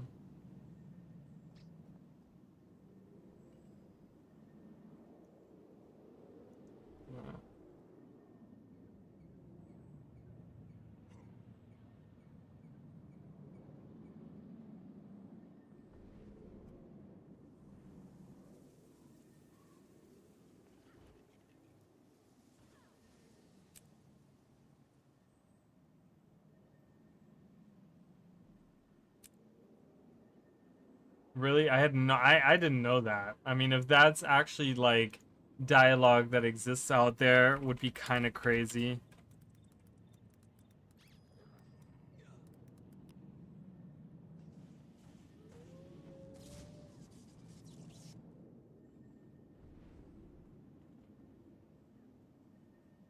Hold on, let me go.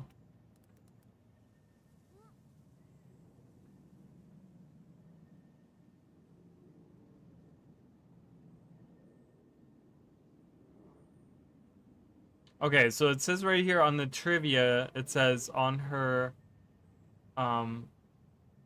it says during the Tower of Nightmares arc, Casimir admitted her clothes at the time were simply illusions and that she was actually naked. This has also been the only time she made allusions to such since.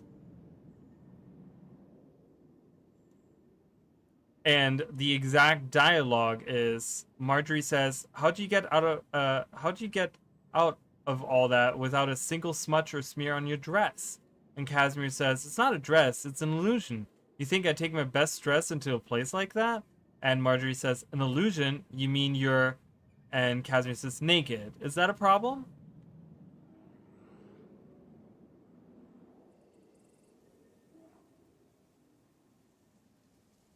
So I don't know. I don't see that anywhere. So I don't see that anywhere being. The queen is barefoot all the time, so that's confirmation for me. I mean, I just what? She just Queen Jenna just says I'll illusion on some clothes, but who cares about shoes? Is that what she does? I don't think all mesmers are naked underneath their clothing. I think that is a choice that Casimir did, and I think that I don't know. That's my personal headcanon. I don't think they're all naked underneath it. So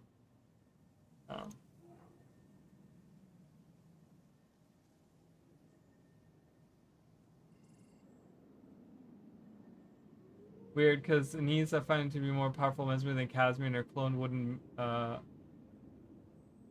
you can I was speaking to I don't know, I'm looking at this too deep. Wait, but we're don't yuck my yum.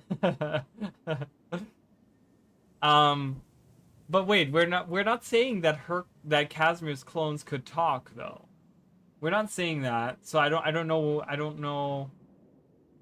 We're not saying that at all. We're just saying she's illusioning on clothing, which has nothing to do with being a clone. So I'm not sure where you're still correct that probably clones can't talk.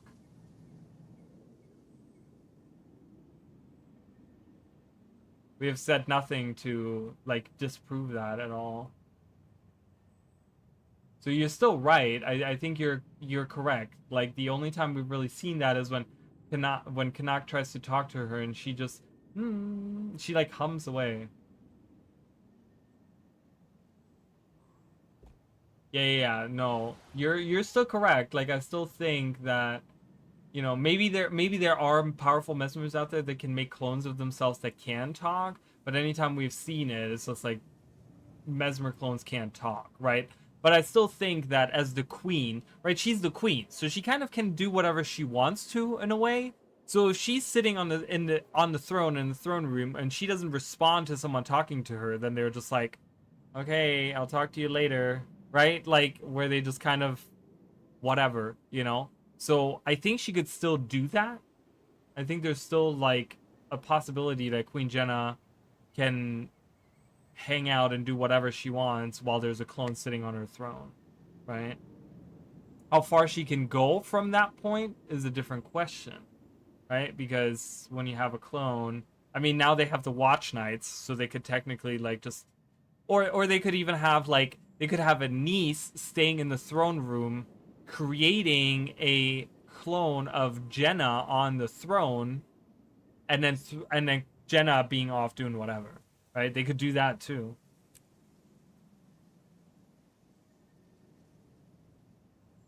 And the Lord clones are capable of one singular emotion, and phantoms are capable of a few complex gestures. That's why they work the way they do in game anyways. Oh, okay. Interesting. I didn't know that specific about them.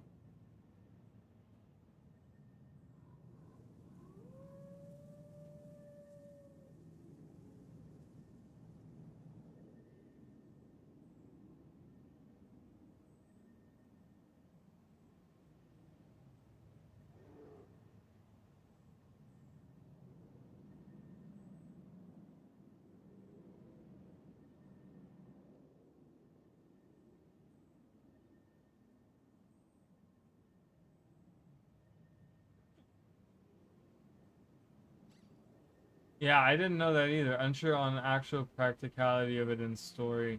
Yeah, and I don't think they want to open that Pandora's box of like, oh yeah, clones can do all of the things, right? Because then it's like, oh, how do anyone and everyone at the story at that point can be a Mesmer clone, right? So you don't want to do that either, right?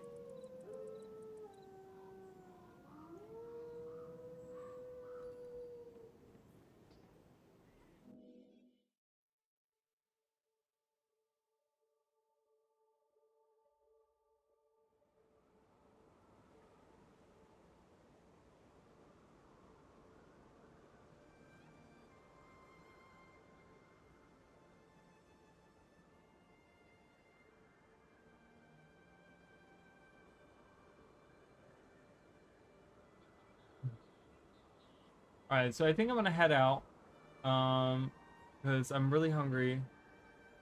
Way too OP. It would make Mesmer's way too OP, and they already in the story. They already have like the little bits of powers that they already have in the story are already very like. It's already very like annoying, right? Like all the things they can already do. Creates a new elite spec that expands on clones, phantasms. Maybe Mesmer's figure out a way to create a third, more complex tier version. Like phantasms that look like clones, but they don't disappear. But you can only have one out at a time. Something like that. I got logged out of the game. I hear the login music. We can mess with time, create illusionary daggers and musical instruments. Yeah, I know. It'll be interesting to see what the next step will be, right?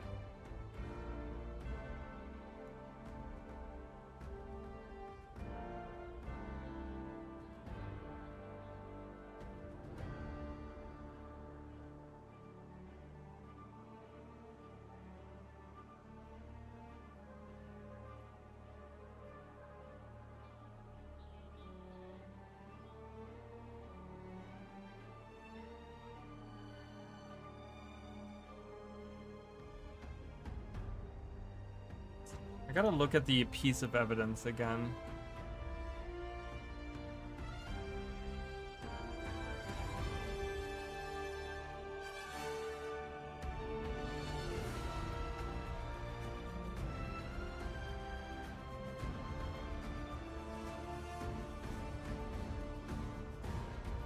Like a big clone, like Keep Construct Raid Boss. That'd be interesting. Maybe a Mechanist pet mechanic for Mesmer, but it's one badass clone of ourselves that copies what we do all the time. I mean, maybe not all the time, but maybe. Have a good night. Thank you. Yeah, I'm gonna be heading out now. I don't know. There might be a concept video that we could make at some point where I come up with something like that. But yeah, I'm gonna head out now. I'll still be around. I don't think I'm not gonna go live or anything, but I'll still be in Discord if you guys want to hang out in Discord. Like I said, I did release a video today. Go ahead and watch that. There's also a history of the Inquest video that I made the other day for those of you that are interested in that.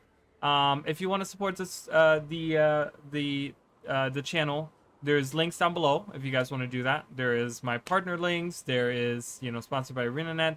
There's all kinds of stuff that you guys can do there. So I would really appreciate it. Thank you, Luke. Thank you, Mish King.